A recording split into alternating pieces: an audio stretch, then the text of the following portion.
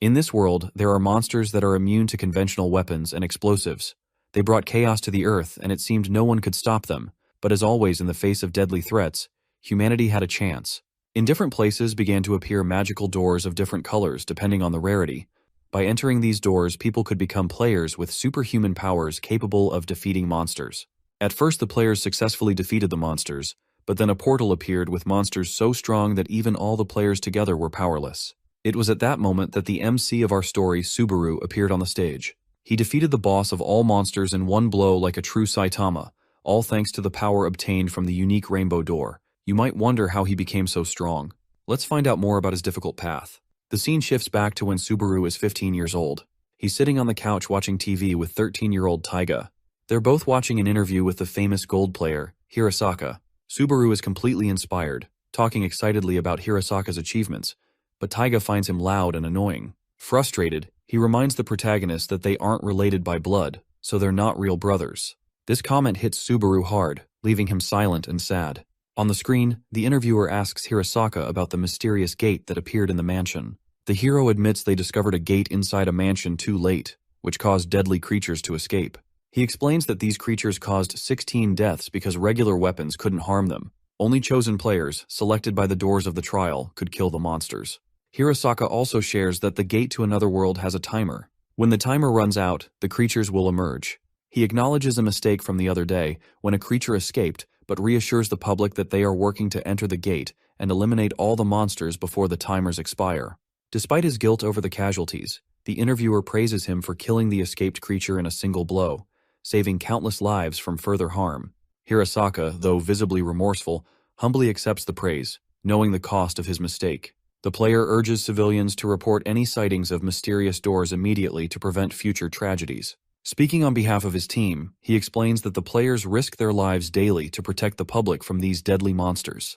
Subaru gets deeply inspired by Hirasaka's dedication and the bravery of all the players. The gate to another world first appeared 5 years ago, creating a pathway for monsters immune to conventional weapons to enter. These creatures terrorize humanity, and only the players can stop them. These players are chosen ones who pass through the doors of trial, which appeared on the same day as the gate. The doors are ranked in gold, silver, and copper. Those who pass through gold doors are the most powerful and highly respected, though all players are admired by humanity for their courage. The interviewer questions Hirasaka about how someone becomes a chosen one. Hirasaka reveals that the doors of trial only accept those who prove themselves strong. Taiga, sitting beside Subaru, mocks him, claiming he'll never be strong enough to pass through any door. Suddenly, a radiant gold door appears before 15-year-old Subaru, leaving him stunned. Overwhelmed by the moment, the main character steps forward and grasps the door, determined to open it and change his destiny. Just as he is about to succeed, his stepbrother shoves him aside, seizing the opportunity for himself. In an instant, Taiga enters the door, robbing Subaru of his chance to transform his life. 3 years later, Taiga has already become the youngest gold-ranked player, earning widespread respect and admiration. Meanwhile, Subaru faces bullying from 3 copper-ranked players. They tie him up with a rope and mockingly use him as a target for fun. Taiga appears on the scene with a girl, watching Subaru's humiliation. Instead of intervening, he mocks Subaru, saying he feels ashamed to call him his brother. Taiga then attacks his stepbrother with his special move, a powerful strike comparable to Hirasaka's golden sword. The force of the attack leaves the poor guy unconscious. As Taiga leaves with the girl, he coldly states that he doesn't care if the copper players kill Subaru. Left completely vulnerable, the bullies strip the protagonist and abandon him. Onlookers stare at him with pity, questioning his miserable existence. The next day, news reports reveal that 4 gates to the other world have appeared, and Taiga has destroyed all. At dinner that evening, Taiga's parents celebrate his accomplishments, praising him for bringing honor to the family. His mother commends him for supporting them financially, despite still being a student. She proudly declares how fortunate she is to have given birth to such a brilliant son, unlike her stepson, Subaru. Their father also dismisses his son, labeling him a failure. During the meal, Taiga notices that his expensive branded water has run out. He heads to the cage-like room where Subaru lives and orders him to fetch the correct brand of water. The evil stepbrother cruelly threatens that Subaru will remain his pet forever, calling him worthless. Subaru leaves the house, reflecting bitterly on Taiga's words as he walks the streets. He remembers the harsh conditions he endures in his tiny room, a cage that offers no escape from the scorching summer heat or freezing winters. Subaru's parents treat him like a servant, while Taiga sees him as nothing more than an insignificant insect. Subaru begins to regret not seizing his chance with the golden door when he had it. In his despair, the main character considers ending his life as the only way to escape his suffering. Meanwhile, 3 copper-ranked players appear. They have just returned from destroying a gate, evident from the scars on their bodies. Spotting Subaru, they decide to vent their exhaustion and frustration by killing him for fun. Armed with their swords, they begin chasing him, striking him whenever they can, leaving Subaru battered and severely injured. As Subaru stumbles, he realizes that his life is about to end at the hands of these players. Despite his earlier thoughts of ending his own life, a sudden surge of willpower fills him. He no longer wants to die. The players corner Subaru at a dead end and mercilessly attack him as he pleads for his life. Just then, 4 doors of trial appear between Subaru and the players. 3 of the doors are gold, silver, and copper, but the 4th stands out. It's a rainbow door. The sudden appearance of the rainbow door kills one of the 3 copper players, cutting him in 2 halves. The players, baffled by the rainbow door, speculate that it might be even more powerful than the golden one. They eagerly try to reach it, but the doorknob is on Subaru's side. The main character, who had resigned himself to death moments ago, now sees the rainbow door as a symbol of his second chance. He realizes this is his opportunity to reclaim everything stolen from him: his honor, status, power, and dignity. Determined to seize his moment, Subaru passes through the rainbow door, leaving the stunned copper players helplessly watching as the insect they tormented steps into the unknown. On the other side of the door, Subaru discovers that the trial of the rainbow door has begun. Subaru steps through the rainbow door and finds himself in a strange place. A figure with human-like arms and legs but an eyeless face stands before him. The creature named Vanquish notices Subaru's battered body and, with a wave of its hand, restores his heart, lungs, and legs. The main character feels strength rushing back into his body and stands up, looking at the figure. But as soon as the boy locks eyes, or rather the lack of eyes, with the being, he recoils in fear. Subaru quickly recalls crossing the door, which has now brought him into this strange new realm. The realization settles in. This is the beginning of his trial. The story briefly shifts back to the interview with Hirasaka. The interviewer asks him about the inside of the trial door. The player explains that, in his case, the interior was a grand medieval castle made entirely of gold. He further reveals that each door has a ruler who governs it, and to pass the trial, the player must earn the ruler's approval. The scene returns to Subaru, still inside the rainbow door. He observes the creature before him and realizes it must be the ruler of this place. This being will oversee Subaru's trial, and his journey has now truly begun. Inside the rainbow door, Subaru recalls Hirasaka's words about the trial. He knows he must attack the ruler to prove himself, but the creature standing before him looks monstrous. Subaru hesitates, unsure how he could possibly land a hit. The door owner notices his silence and speaks, asking him why he isn't preparing to fight. Subaru nervously replies that he's fine, but the ruler challenges him to start the trial immediately. Subaru questions the nature of the rainbow door, as he's never heard of it before. Vanquish, unimpressed by his hesitation, demonstrates his immense power with a sudden move that terrifies Subaru. This makes the poor boy doubt his ability to even touch the ruler. When the ruler demands that Subaru attack again, his legs tremble, and the ruler begins to question how someone so unsure of himself could have been chosen for this door. To push Subaru further, Vanquish throws several swords near him and commands him to choose one and fight.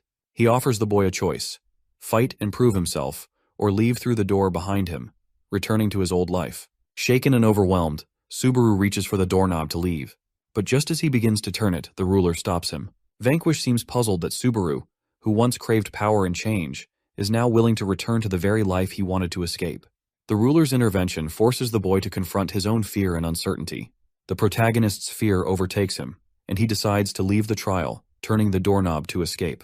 The ruler, disappointed by the boy's retreat, calls him an insect. This word strikes a nerve, as Subaru recalls all the times he was belittled and bullied with that term. His suppressed rage boils over, and he begins banging on the door furiously, shouting his frustrations. The main character confronts the ruler, Vanquish, accusing him of cruelty and arrogance for using his power to mock and belittle him. The owner of the door smirks, further provoking Subaru's anger. Fueled by hatred and defiance, Subaru strikes Vanquish's face with all his might. The impact carries an intense, raw energy. Vanquish observes the strike and confirms that Subaru has passed the trial, explaining that his anger has transformed into power. Vanquish approaches Subaru and suddenly bites his shoulder, transferring his own power to the boy. The bite causes Subaru immense pain, and in retaliation he bites Vanquish back, completing the transfer. Vanquish announces that Subaru has passed the trial and has officially become a player. Vanquish introduces himself and assures Subaru that they will meet again. Subaru receives a notification that he has been granted the level 1 blood mold skill and that the door will disappear in 30 seconds. The floor beneath him begins to collapse, and fear grips him as debris falls around him. Struggling to move, he realizes he must escape quickly. Outside the door, the copper-ranked players notice the rainbow door breaking apart. They assume Subaru has failed the trial and mock him, calling him a loser. Just as they're jeering, Subaru emerges from the collapsing door. The players are shocked to see him coming out of the door alive, and as a player, Subaru steps out of the rainbow door with his eyes glowing with vibrant rainbow colors that captivate the two copper-ranked players standing nearby. Their shock quickly turns to hostility, as Sawatari, one of the players, accuses the main character of stealing the door's opportunity. Fueled by rage, Sawatari charges at him with his sword, aiming to strike. To everyone's surprise, Subaru effortlessly dodges the attack, moving with uncanny precision as though the world around him has slowed down. Sawatari swings again and again, but Subaru evades each strike with ease. The fight takes a sharp turn when the newly emerged player grabs Sawatari's hand mid-swing, stopping his momentum completely. Sawatari's frustration boils over, and he throws a punch directly at the main character's face. Subaru braces for the impact but feels only a faint sting. A glowing screen suddenly appears in front of the boy, startling him. It displays an HP gauge, revealing his vitality at 155-173 after the punch. The screen explains that if his HP drops to 0, he will become incapacitated. Realizing this, Subaru understands that he needs to protect himself and fight strategically to avoid losing HP. For the first time, Subaru sees the world as if it were a game. Everything, from the glowing HP bar to the detailed menu, feels surreal yet empowering. He begins to comprehend that this is how players experience their world, and he now fully belongs to this realm. Sawatari and his companion also notice Subaru's transformation. The realization that Subaru has become a full-fledged player frustrates Sawatari. Furious at his failure to harm someone he deemed inferior, he summons his most powerful skill, Red Rose. Subaru braces himself as Sawatari unleashes another attack, this time with even more power. The force is overwhelming, and though Subaru manages to block it with his arms, the impact leaves him shaken. He fears the worst, expecting to die, but instead, he loses only a portion of his HP. Checking the glowing screen in front of him, he sees his vitality has dropped to 121-173, and panic starts to creep in. If he keeps taking hits like this, his HP will soon reach 0, spelling his defeat. On the other hand, Sawatari is stunned. His powerful Red Rose attack, strong enough to destroy a car, barely dented Subaru's vitality. This revelation unsettles him, and his companion, realizing the gravity of the situation, urges Sawatari to retreat. He tells him that the power of the rainbow door may even be greater than a gold door. But Sawatari, consumed by pride and fear of Subaru's potential, refuses to back down. He tells him that they need to kill him while he is still at level 1 since he fears that he may get stronger later on. While they argue, Subaru senses their murderous intent and decides to flee. But before he can escape, Sawatari's friend uses an ash-wired skill, ensnaring Subaru in unbreakable metallic-like wires. Trapped and immobilized, Subaru watches in horror as Sawatari closes in, sword drawn, ready to deliver the final blow. Desperation fuels Subaru's thoughts. He knows he needs to use a skill to save himself, but he has no idea how. As Sawatari lunges at him, something instinctive within Subaru activates. Suddenly, 4 swords emerge from his body, forming a protective shield. The swords block Sawatari's attack, surprising everyone, including Subaru himself. This unintentional skill saves him, proving that the power granted by the rainbow door might be more formidable than even he imagined. Subaru considers using blood mold on Sawatari but hesitates. Frustrated, he calls out to Vanquish for help. Moments later, Vanquish appears, warning him that this will be the last time he assists him. He explains that blood mold allows Subaru to manipulate the state of blood for 10 seconds. He also reveals that the swords Subaru wields are formed from his own blood. Vanquish urges Subaru to figure the rest out on his own and tells him to channel his hatred, using it as a weapon against his opponent. With that, Vanquish vanishes, and Subaru's swords disappear. Sawatari takes the chance to attack again with his blade. The main character narrowly dodges, but his opponent is relentless, accusing him of stealing their door and killing their friend. Subaru defends himself, arguing it all happened because they tried to kill him first. Sawatari spits back bitterly, claiming that if Subaru had just died, none of this would have happened, and their friend would still be alive. These words ignite a deep hatred within him, fueling his resolve to fight. Both fighters charge at each other. Sawatari strikes first, but Subaru counters with a powerful blow, shattering his opponent's sword. After breaking Sawatari's sword, Subaru unleashes a powerful blow, hitting him with all his strength. The force of the attack sends the opponent soaring into the sky before slamming him back down to the ground with a loud crash.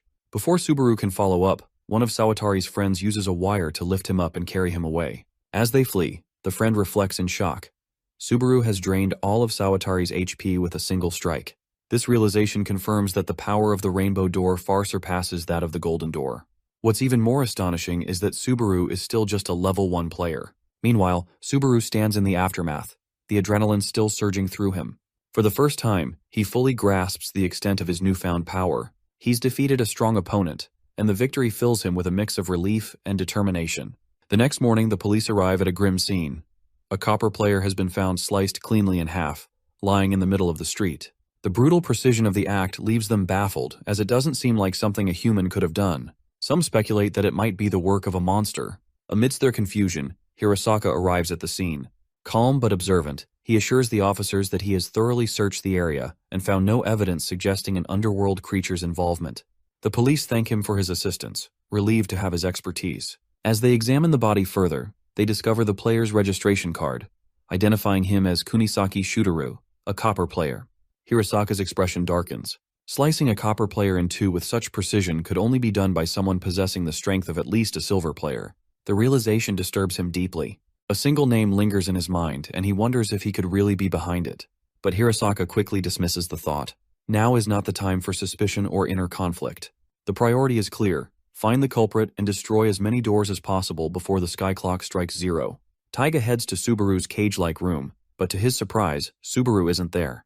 It's almost morning, and the absence feels strange. A flicker of unease settles in as he takes out his phone to check if Subaru has seen his last message. As he unlocks his phone, a shocking news alert flashes on the screen. A copper player has been killed by another player just 2 hours ago. Taiga freezes, staring at the notification in disbelief. He wonders who could have done something so brutal. Then, as he reads further, the pieces begin to fall into place. The dead player is one of the 3 who had bullied Subaru. The realization hits Taiga like a punch to the gut. Subaru was behind this. Anger flares within him, hot and sharp. If Subaru has already become a player, it means he's entered a world Taiga wanted to shield him from. The thought of Subaru crossing that line fills him with frustration.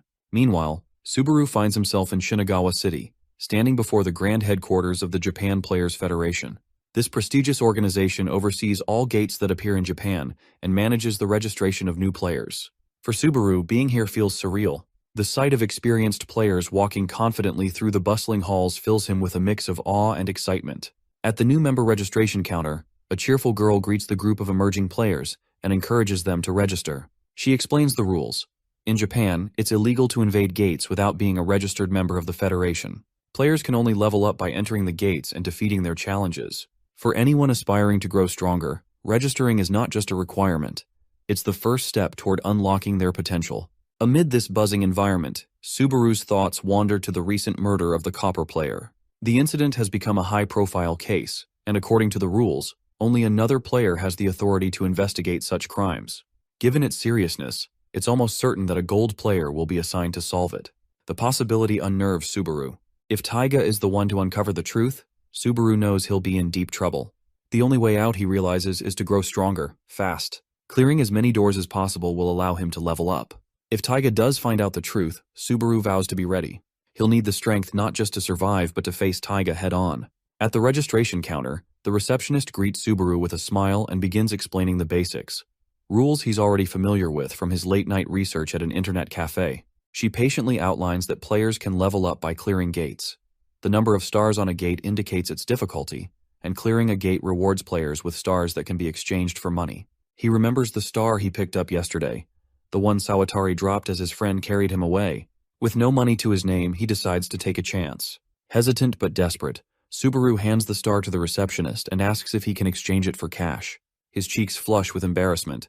Selling a star feels like admitting how broke he is. The receptionist's reaction, however, is not what he expects. Her eyes widen in shock as she examines the star. She asks him where he got the star. Caught off guard, Subaru fumbles for an answer and tells her that he just became a player and cleared a gate. The receptionist tells him that he has made a big mistake since clearing a gate before becoming a player is illegal. It can result in a fine of 1 million yen, or even 5 years in prison. Panic sets in as Subaru realizes the gravity of his error. The scene shifts to a bustling police station where Taiga, one of Japan's 7 gold-ranked players, makes his entrance. His imposing presence immediately turns heads, and the officer at the reception desk can't hide his surprise. The officer asks him why he is here. Taiga wastes no time with pleasantries. He's here to investigate yesterday's high-profile murder. With a serious expression, he requests access to the evidence, explaining that there's something important he needs to verify. Meanwhile, Subaru manages to exchange his star for money, thanks to the receptionist's kindness. She bends the rules just this once and sends him 1 million yen. Subaru learns that 1 star is worth 100,000 yen, and 5 stars could fetch a staggering 10 million yen. Motivated by this realization, he resolves to chase his dreams and work hard to level up. With his newfound wealth, Subaru treats himself to a much-needed transformation. He visits a barber's shop, shedding his shaggy, unkempt appearance for a sharp new look. Next, he splurges on branded clothes and steps into a cozy cafe, indulging in an expensive caramel macchiato. For the first time in his life, Subaru sits back and enjoys the simple pleasure of sipping coffee in stylish clothes. The warm, sweet drink brings tears to his eyes. It's been so long since he's had anything this comforting. As he savors the moment, memories of his past flood back. He recalls the relentless years of working like a slave for his brother and parents, his dreams buried under their expectations. But today, for the first time, he feels the weight of freedom lifting. The feeling is intoxicating, but Subaru quickly regains his focus. This is just the beginning. He plans to return for another cup of coffee, but only after clearing a gate and leveling up. His mission awaits, and he's determined to rise. As Subaru dreams about his future, he suddenly notices Taiga towering over him, his face ablaze with anger. Before Subaru can react, Taiga grabs him by the collar and drags him out onto the street. The tension is suffocating, but Subaru refuses to cower. Summoning his blood mold ability, he channels his blood to form a thick rope. With a swift motion, he uses the blood rope to tie 3 nearby vehicles together, planning to hurl them at Taiga in a desperate counterattack. Just as he prepares to strike, Subaru's eyes catch sight of a frightened mother clutching her child close by. They stand frozen, terrified by the chaos unfolding before them. Subaru hesitates, waiting for them to move to safety. But the precious seconds tick by, and before he knows it, the 10-second limit of his blood mold skill expires. The rope dissolves into nothingness, leaving Subaru vulnerable and unarmed against Taiga's wrath. Subaru's secret is out. Taiga now knows he's a player. Fury burns in Taiga's eyes as he storms toward Subaru. As a level 1 player, Subaru is aware of the impossible odds he faces against one of the top gold-ranked players in the country. Yet, something ignites within him, and he gets ready to fight his biggest fear. The fight between the brothers causes a traffic jam. A woman sitting in her car asks a passerby about what is going on. He tells her that the gold-ranked player is on a rampage and warns her to abandon her car and run away. Both the brothers are now face-to-face. Subaru asks Taiga how he knew his location. Instead of answering him, the man goes for a punch. The MC realizes that he must have figured it out through the GPS on his phone. However, it doesn't really matter now. Taiga uses his golden arm skill and tells him that he is going to die. Subaru suddenly closes his eyes and tries to contact Vanquish. His skill blood mold uses mana to manipulate blood, so if he gets carried away, he will dry all of his mania in no time. Subaru doesn't care about any of that for the moment. He only needs to think about surviving. With no warning, Taiga launches his golden arm straight towards our boy, but he manages to dodge it. He knows that he has to find out a way to use his blood mold ability. Before he can even land, Taiga appears behind him and goes for another attack. Subaru barely manages to get out of the way. He knows that if he gets once, he will die. Taiga gets a bit annoyed and calls him pathetic for using such a skill. He thinks to himself that he only needs to catch him down. However, Subaru suddenly covers himself in a red smoke. He appears behind his brother and uses his hatred to fuel himself. His punch is still not powerful enough, and he ends up hurting his own wrist. This was the same attack which defeated Sawatari in a single blow, and it had no effect on his brother. While he is still in pain, Taiga lands a hit on him which drains almost all of his health. Subaru still isn't ready to give up. He uses his smoke to blind Taiga and hits him with the toughest blood he can make. To his shock, it does nothing to the gold rank. He seems to be in a completely different level than him. Subaru realizes that he can't beat his brother no matter what he tries. Taiga knows that he has to kill him right now because if he allows him to level up, he may cause problems later on. He hits him as hard as he can, but surprisingly, it does no damage to Subaru. As he looks down, he notices an airbag made out of blood. At least this is what he thinks it is. In reality, Subaru has made a sticky substance out of blood. Taiga tries his best to get it off his hands, but it doesn't work. The effect of blood mold lasts for 10 seconds, so Subaru knows that he has to give it his all and not think about his mana. He creates several other bubbles and launches them all at his brother. Taiga furiously asks him if he really thinks he has won. Our boy tells him that he isn't even thinking about whining. He is simply trying to survive, and he will succeed in that. Using whatever mana he has left, he covers his entire body in the sticky blood and uses a rope to get out. After the duration of the skill ends, he creates a smokescreen so Taiga can't chase after him. Taiga is almost fuming that he let him escape and promises to hunt down and end his life. Suddenly, he feels an overwhelming presence around him. He then notices the top 3 gold rank players walking towards him. He tells them that he doesn't have any time to explain what he is doing, but before he can go anywhere, he gets shackled by some golden chains. Taiga can't believe that the top gold rank players are after him. Hirasaka points his sword towards him and says that they are restraining him. Meanwhile, our boy is almost on the verge of death. He has 5 health and 2 mana left. He couldn't land a single hit on his brother, and he knows that if he finds him again, he is dead. His clothes are also torn apart, and the rest of his clothes are at the cafe. He knows that in order for him to obtain freedom, he has to fight and get stronger. Somewhere else, groups of players argue with a girl about the reservation of a gate. She tries to tell them that she has already reserved the gate, but they won't listen. When it starts getting a bit heated, she smiles and prepares to remind them who she really is. She is a copper rank player named Sayaka. We then see the guys mocking her as she gets beaten by the group. They ask her for her level, and she tells them that she is at level 8. The guy who destroyed her is at level 13, and she couldn't even beat him alone. Another asks her to just give them the gate since it is about the survival of the fittest. She stands her ground and tells them that she already knows it, and this is exactly why she can't afford to lose to them. As one of them prepares to attack her, he gets interrupted by a voice. Subaru enters the scene and asks them if they are deciding who gets to go inside the door based on survival of the fittest. He calmly asks them if he can also join them. The guy gets mad and tries to push him away. Subaru immediately uses his skill and the man falls down to the ground. With a serious expression, he tells them that he has to get stronger as soon as possible. He also tells them that he is at level 1. Hearing this, the men think that they can take him on just using their stats difference. Subaru has been fighting strong players all this time, so these guys appear too slow to him. He continues beating them down using his fists. The last guy uses one of his skills and takes out a gun. He tries shooting him, but Subaru simply blocks the bullets using his blood mold skill. He then proceeds to destroy this guy too. Meanwhile, Sayaka stands there in shock, wondering who he is. Because of his skills, she thinks to herself that he must be at the gold rank. Subaru undresses one of the men and walks inside the door wearing his hoodie. Before she can figure out what is happening, he has already stolen her door. This is his first time inside a door and he thinks it looks great. Suddenly, Sayaka opens the gate and enters from behind. Immediately after entering, she locks the door, making it impossible for them to escape without defeating the boss. She lets out an evil laugh and says that the guys outside won't be able to enter even after waking up. Meanwhile, Subaru stands there awkwardly. He tells her that he won the door fair and square, but she argues that she originally reserved it for herself. All the doors are listed on the website and players can reserve them. He apologizes to her and tells her that it's his first time inside the gate. He needs to level up and leave immediately, so he asks if she will allow him to clear it with her. She allows him since he helped her, but more importantly because she knows what it feels like to try to get stronger. The two of them make a deal to split the reward 70-30. He doesn't want to get her his real name since he is accused of murdering a player, so he tells her that he is Vanquish. As she excitedly prepares to clear the gate, a stone comes flying at her. Subaru tries to warn her, but she is quick to block the attack. The enemies inside the gate have arrived. Sayaka smiles and asks him to let her handle it. The players are able to fight the underworld creatures thanks to their increased physical powers and skills granted to them by the doors. As the girl continues taking down the monsters, Subaru watches in awe. After putting all the creatures to sleep, she turns around and asks him what he thinks. She proudly explains that her skill is called Instant Void, and it allows her to stun any enemy for 3 seconds by hitting them. She can't use it in long-range fights, but it's great in close combat. Suddenly, all the creatures get up again. Her ability only stuns them for 3 seconds, and she forgot to finish them off during that time. She starts screaming for help, but our boy is still obeying her orders.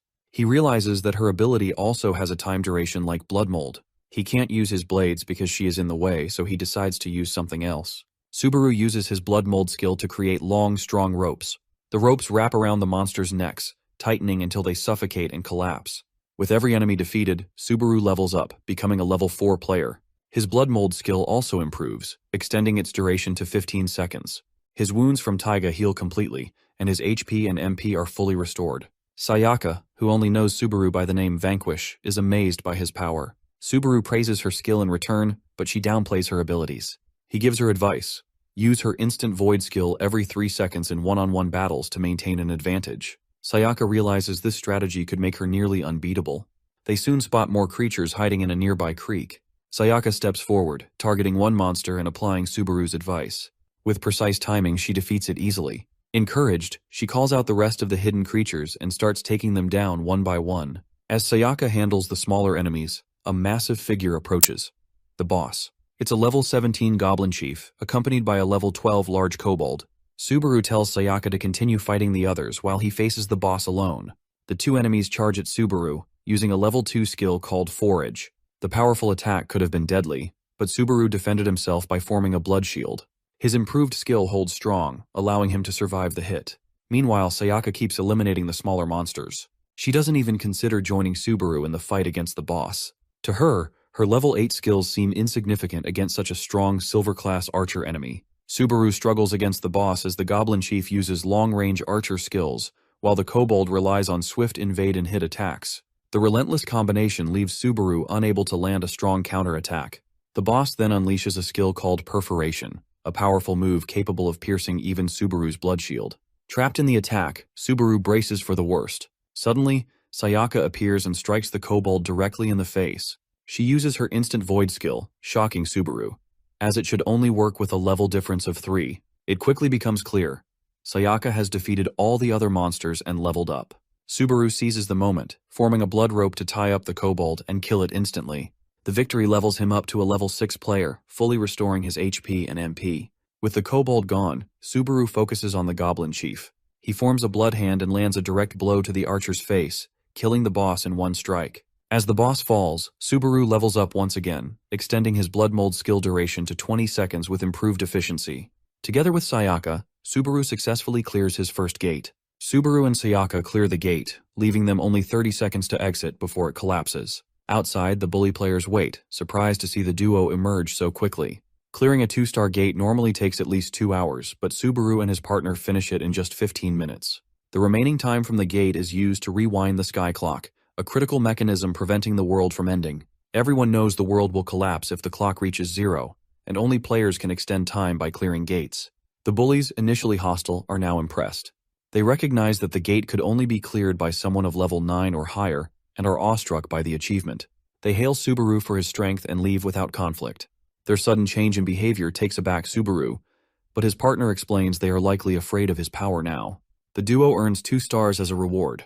Subaru suggests that Sayaka redeem them in her name, raising her suspicions about his identity. Later, while celebrating their success at a cafe, she asks if Vanquish is his real name.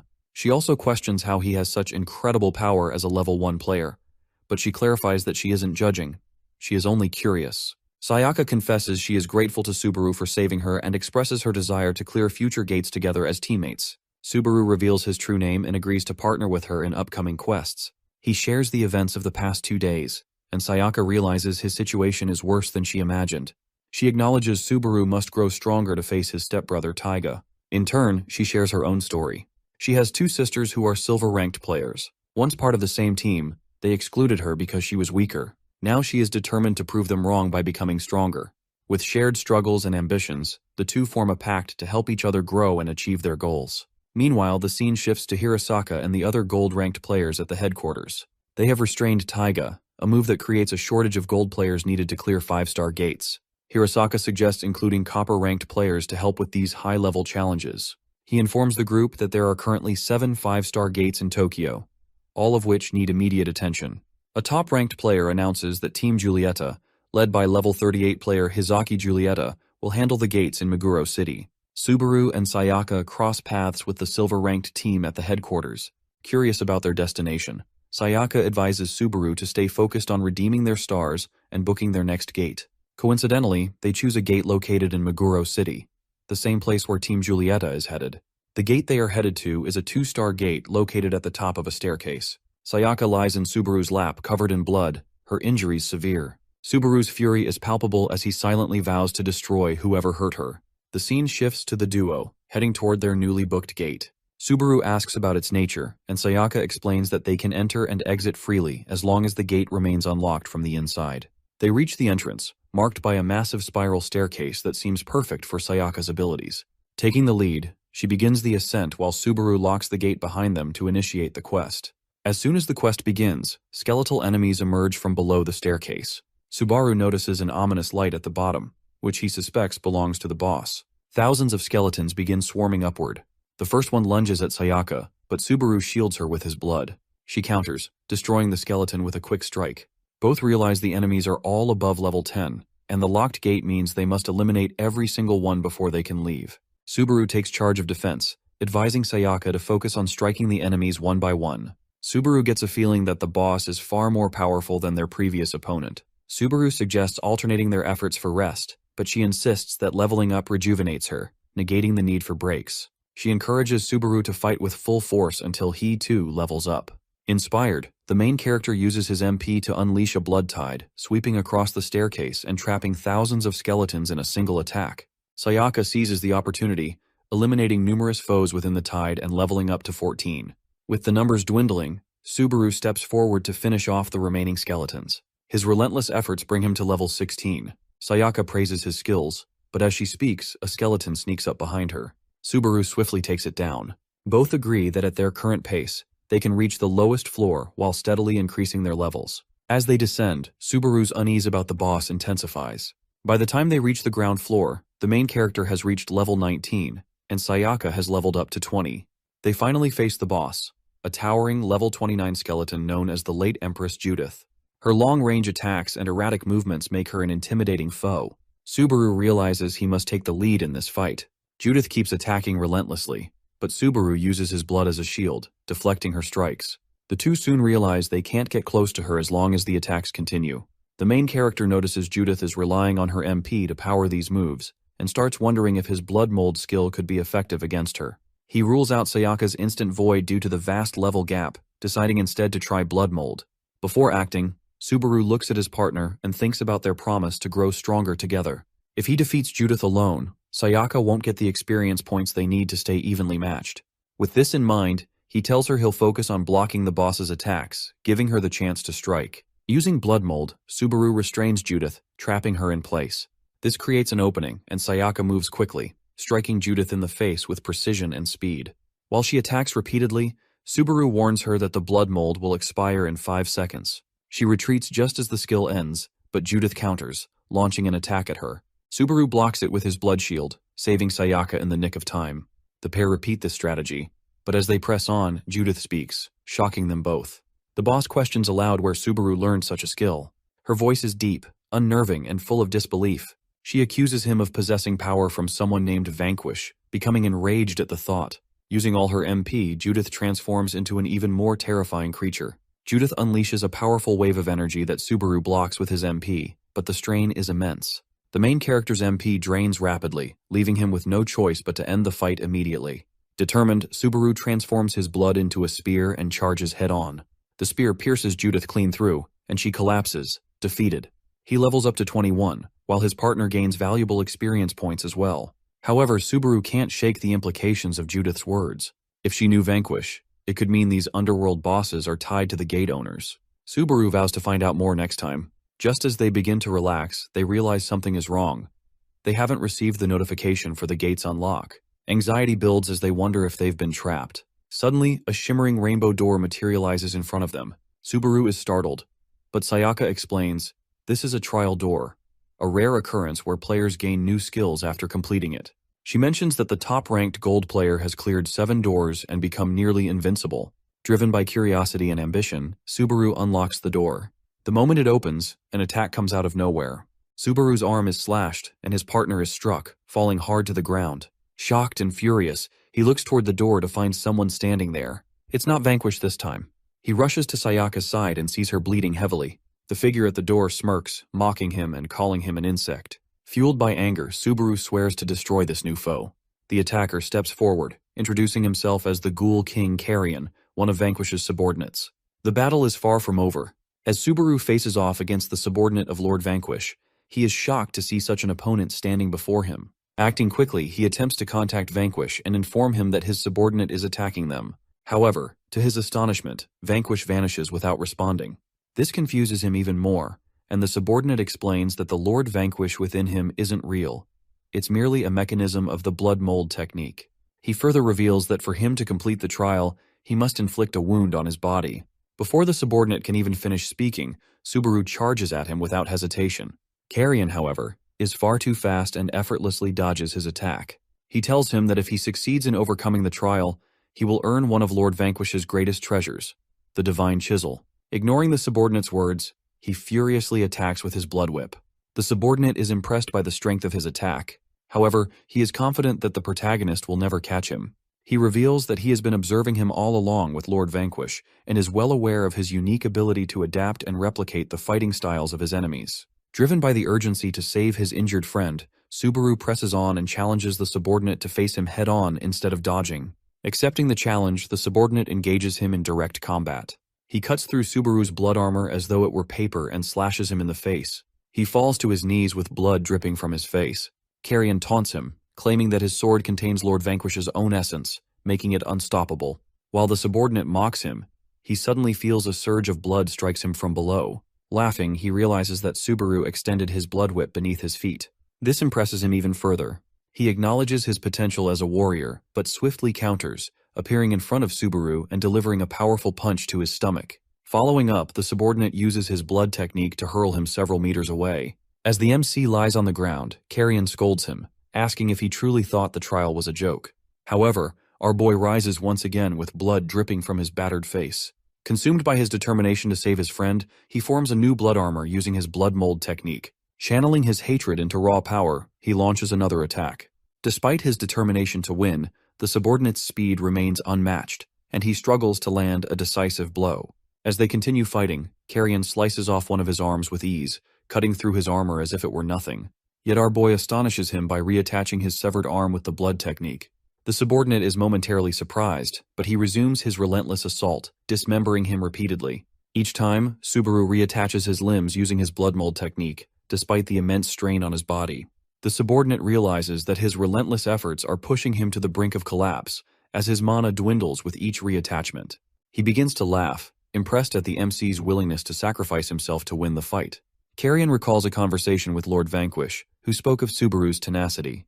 Even when faced with overwhelming pain and odds, he had the audacity to bite him back. This memory makes him laugh, and he begins to admire his ferocity.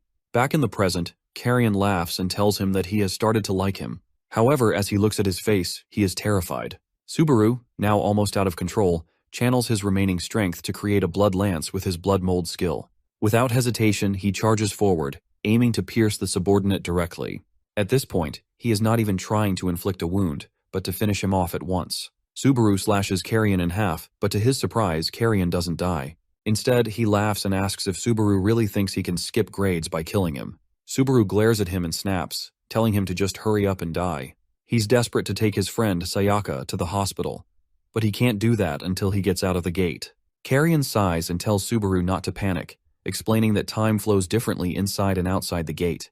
He then asks Subaru how he plans to survive since his mana pool is about to run out. Subaru replies that he doesn't have another way to beat him. This was his only choice. He just wants to save Sayaka before he dies. Hearing this, Carrion looks annoyed and asks if Subaru is in love with the girl. Subaru starts crying and denies it, saying that it's not about love. He made a promise with Sayaka to never abandon each other, and she's the first friend he ever made in his entire life. Carrion falls silent, the words hitting him hard. He remembers how Vanquish saved him when he was younger, and the promise he made to never abandon or betray him. Realizing his mistake, Carrion apologizes to Subaru. He then hands Subaru the Divine Chisel and grants him a special skill for skipping grades. Subaru, confused, asks why Carrion is giving him all this if he's going to die anyway. Carrion reminds him that since Subaru defeated him, he has successfully cleared the gate.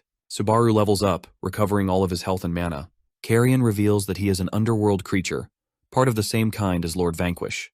He says he doesn't have much time left to explain, but tells Subaru something important.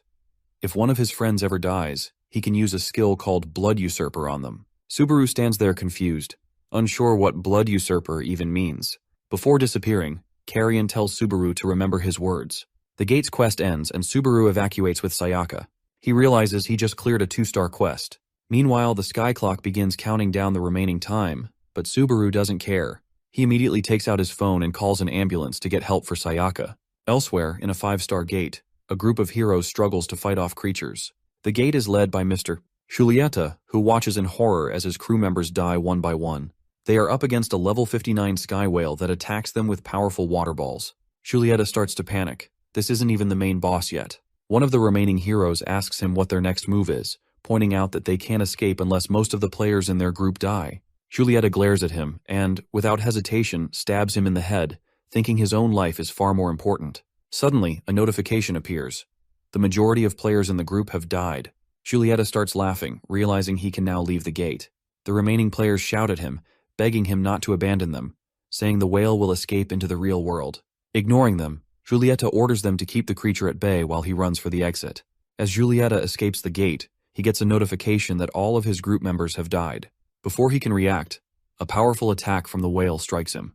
He begins crying, realizing the players weren't able to stop the whale.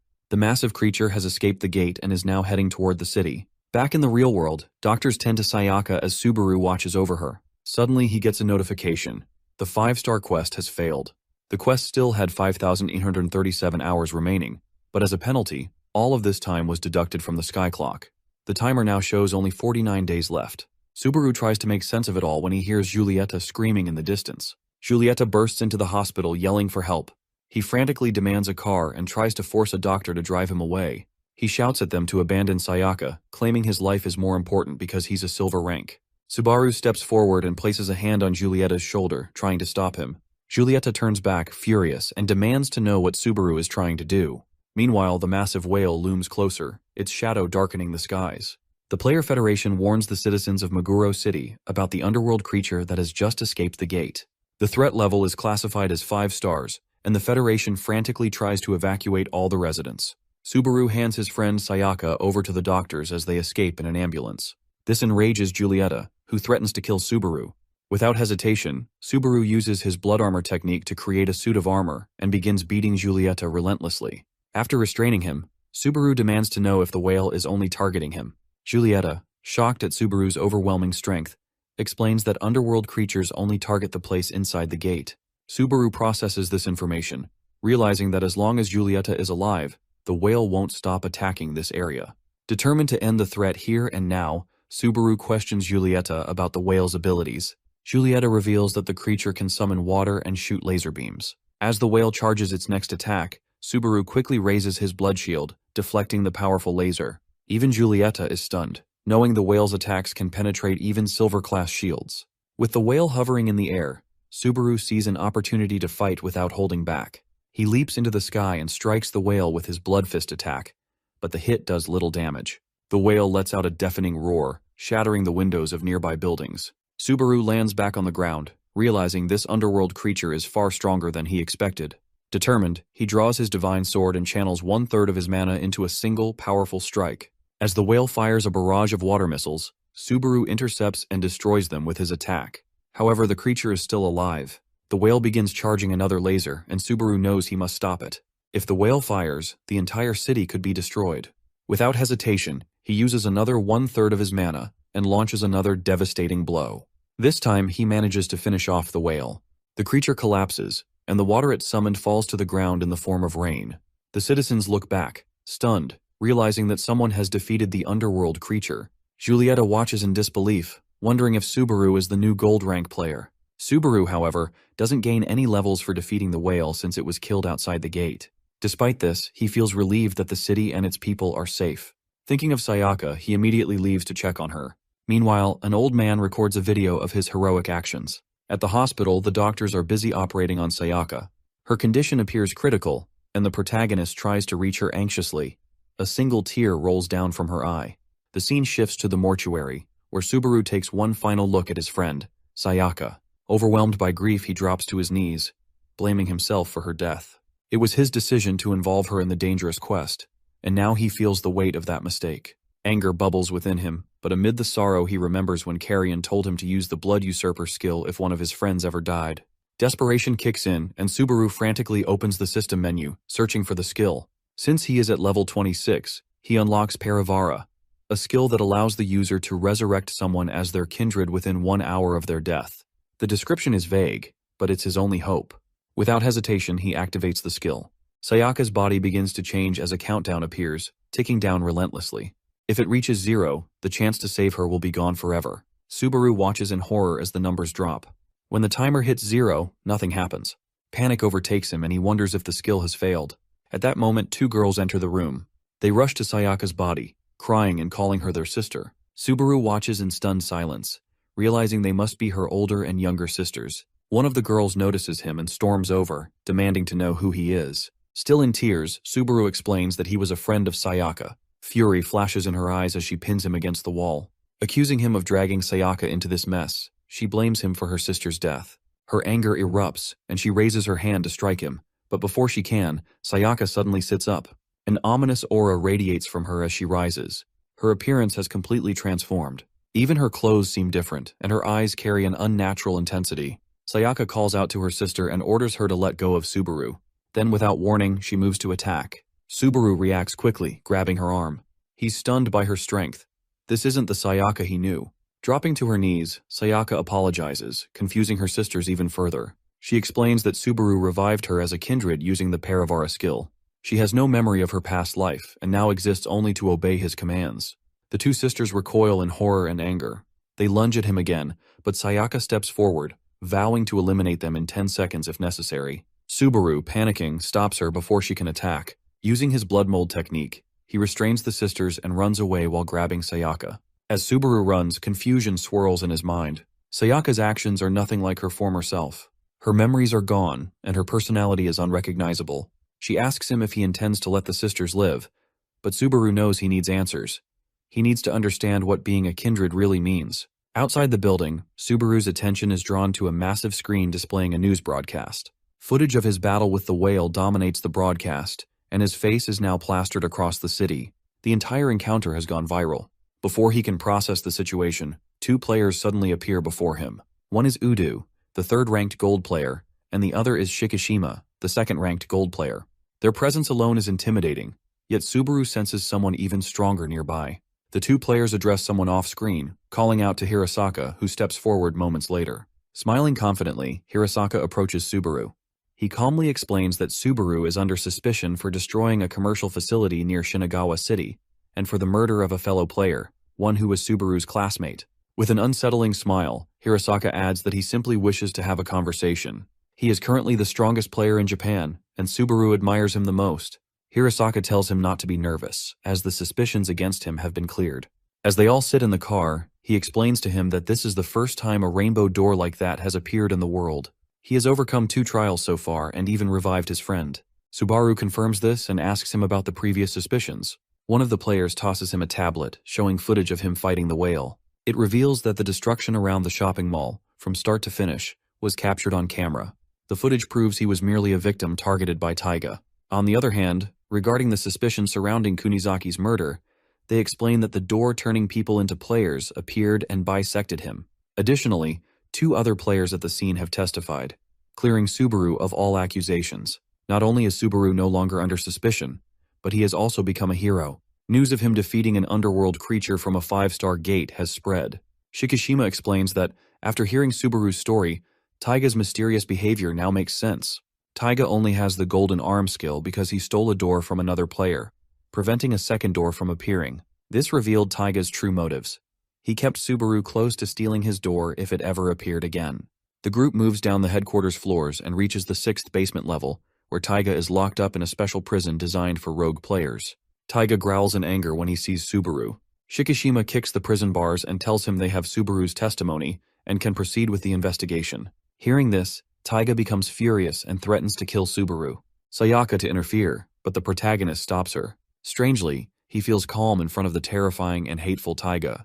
As they leave the prison, Taiga continues to scream in rage. Udo asks Hirasaki if it's wise to let Subaru leave like this. Hirasaki reassures him, stating that they plan to grant Subaru some privileges. As he looks at a report about a 6-star gate's appearance, he reflects that they need him to grow even stronger. Later, Subaru goes to exchange the 2 stars he earned from his recent quest. The receptionist informs him he will receive 300,000 yen for the stars, plus an additional Y20 million as a bonus for defeating the 5-star underworld creature. She also hands him a card, explaining that it grants him special privileges from the Federation, allowing him to use several convenience stores and hotels free of charge. While processing all this information, Subaru overhears several players talking behind him. They recognize him from the viral video and wonder about his rank. The receptionist smiles and tells Subaru she has informed everyone about his accomplishments. She then asks him what he plans to do next. Now that he has power, fame, and money, Subaru begins to wonder what he truly wants. Meanwhile, back in the prison, Taiga causes a commotion. A girl appears and restrains him with golden chains. She is Kinokawa, a gold-ranked player and the same receptionist who spoke to Subaru earlier. Using her skill, she pins him down effortlessly. Taiga is shocked, realizing Subaru has grown overwhelmingly strong, and bitterly reflects on how he underestimated him. His anger grows, and he starts blaming the world. As Taiga's rage peaks, a dark door begins to form behind him. As the purple door appears behind them, the girl nervously asks Taiga what he just did. However, he seems just as shocked as she is. The door calls out to him, telling him that the world won't choose him. A hand emerges from inside the door, inviting him in. Though still trapped in golden chains, several hands extend from the gate and begin pulling him inside. The girl tries to stop him using a golden chain, but the energy emanating from the gate shatters her chains. Her entire body slowly begins falling apart. Meanwhile, the entity inside the door continues to lure Taiga, offering him its power and urging him to destroy the entire world. Meanwhile, in a nearby hotel, Subaru lies on the ground, lost in thought. Sayaka asks what's on his mind. He's still pondering her earlier question about what he plans to do from now on. Looking at her, he asks what he should call her since using her real name feels odd. Sayaka suggests he simply call her Saya. He then asks if there's any way to return her to her previous self. Saya asks him to show her his skill window. Seeing that his next skill unlocks at level 35, she explains that another door is likely to open at that point. She suggests he could ask the beings on the other side of the door if they can bring his friend back. Grateful for the advice, Subaru decides to focus on leveling up. The two of them immediately prepare to enter a gate. They find a 3-star gate near the entrance of a store. The store owner thanks Subaru for his help and calls him Savior. As Subaru glances back, he asks Saya if she's coming with him. She tells him she's his kindred and will follow him for life. Subaru notices her status window, showing she is level 21 and capable of using the Blood Mold skill. However, instead of relying on her own mana, she uses his. Inside the gate, they encounter several demons. Saya asks for permission to use his mana, and Subaru agrees, wanting to see her strength. Saya uses the Blood Mold skill to create a blood round, clearing all the enemies in one swoop. Subaru realizes how useful her skill is, though Saya remarks it's less effective against powerful foes. Eventually, they face the boss. Subaru orders Saya to stay back and swiftly defeats it with his divine sword. They complete the 3-star quest in just 10 minutes and 49 seconds. Subaru's level increases by 2 for clearing the quest. With the 3-star challenge being too easy, they decide to try a 4-star gate. Suddenly, they hear the voice of Shikishima, who praises their quick success. Subaru asks what he's doing there, and Shikishima explains that Taiga has escaped prison. Moreover, the 4th-ranked gold player, Sakura, was crushed while restraining him with her golden chains. Shikishima reveals that Sakura was also acting as a receptionist, which shocks Subaru, who never suspected she was a player. As they drive away, Shikishima explains that due to the current situation, gold players must team up to clear the gates. He volunteers to team up with Subaru, warning him not to disappoint. Shikishima believes Taiga will target Subaru first. Confident in their abilities, Shikishima takes Subaru to their first gate, convinced they can easily conquer it. Subaru believes that Shikishima's Golden Parade skill allows him to shoot invisible fire bullets from his fingers. However, when he sees Shikishima use the skill, he is shocked to witness meteorites raining down on their enemies. The underworld creatures they face are far from weak, yet Shikishima makes them seem like mere 1-star creatures, eliminating all of them in a single attack. After the battle, Shikishima explains that gold players must follow strict rules outside the gates. They are prohibited from using skills beyond their first one, as higher-tier skills can cause catastrophic damage in the real world. After wiping out the enemies, he signals Subaru to move forward. Shikishima elaborates that the top gold players earn the title of the 7 Knights, bestowed upon them by the owners of their respective doors. The entity that granted Shikishima his power is an incarnation of Dragoon. The skill he just used is called Barrage of Dead Flames. As they approach the next gate, Shikishima tells Subaru to start scouting for future gates. Shikishima then eliminates the boss in a single attack, clearing the gate in just 52 minutes. Subaru is stunned by the immense strength of a gold player. Shikishima apologizes for finishing the gate by himself, and promises that the next one will be Subaru's challenge. The next gate is a glass waterfall stage with a 4-star difficulty rating. The entire terrain is coated in ice, making movement difficult. In these types of areas, there are no low-level creatures. Players face only a single boss. The boss, a level 42 class spirit shaped like a cat, immediately lunges at Subaru. Subaru blocks the attack with his divine sword. As he prepares for a second strike, he notices the boss already regenerating. Realizing his divine sword consumes too much mana to finish the fight, Subaru hesitates. Saya offers to support him, but Shikishima stops her. He wants Subaru to face the boss alone, assuring her he will step in if Subaru is on the verge of defeat. As Subaru continues to battle, he realizes his Blood Mold skill is incompatible with the icy terrain. Running out of options, he uses his skill to blindfold the cat, but the boss still manages to track him. The second gold player watching the fight begins to think Subaru is too inexperienced to handle such a rare and powerful boss.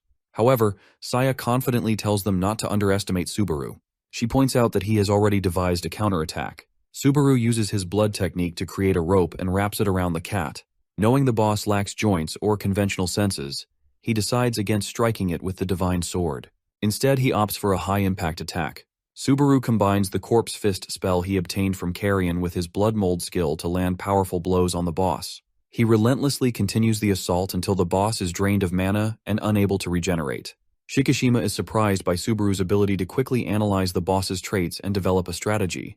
He is even more impressed by Subaru's skillful combination of two abilities. Saya smiles, pleased to see Shikishima acknowledging Subaru's potential.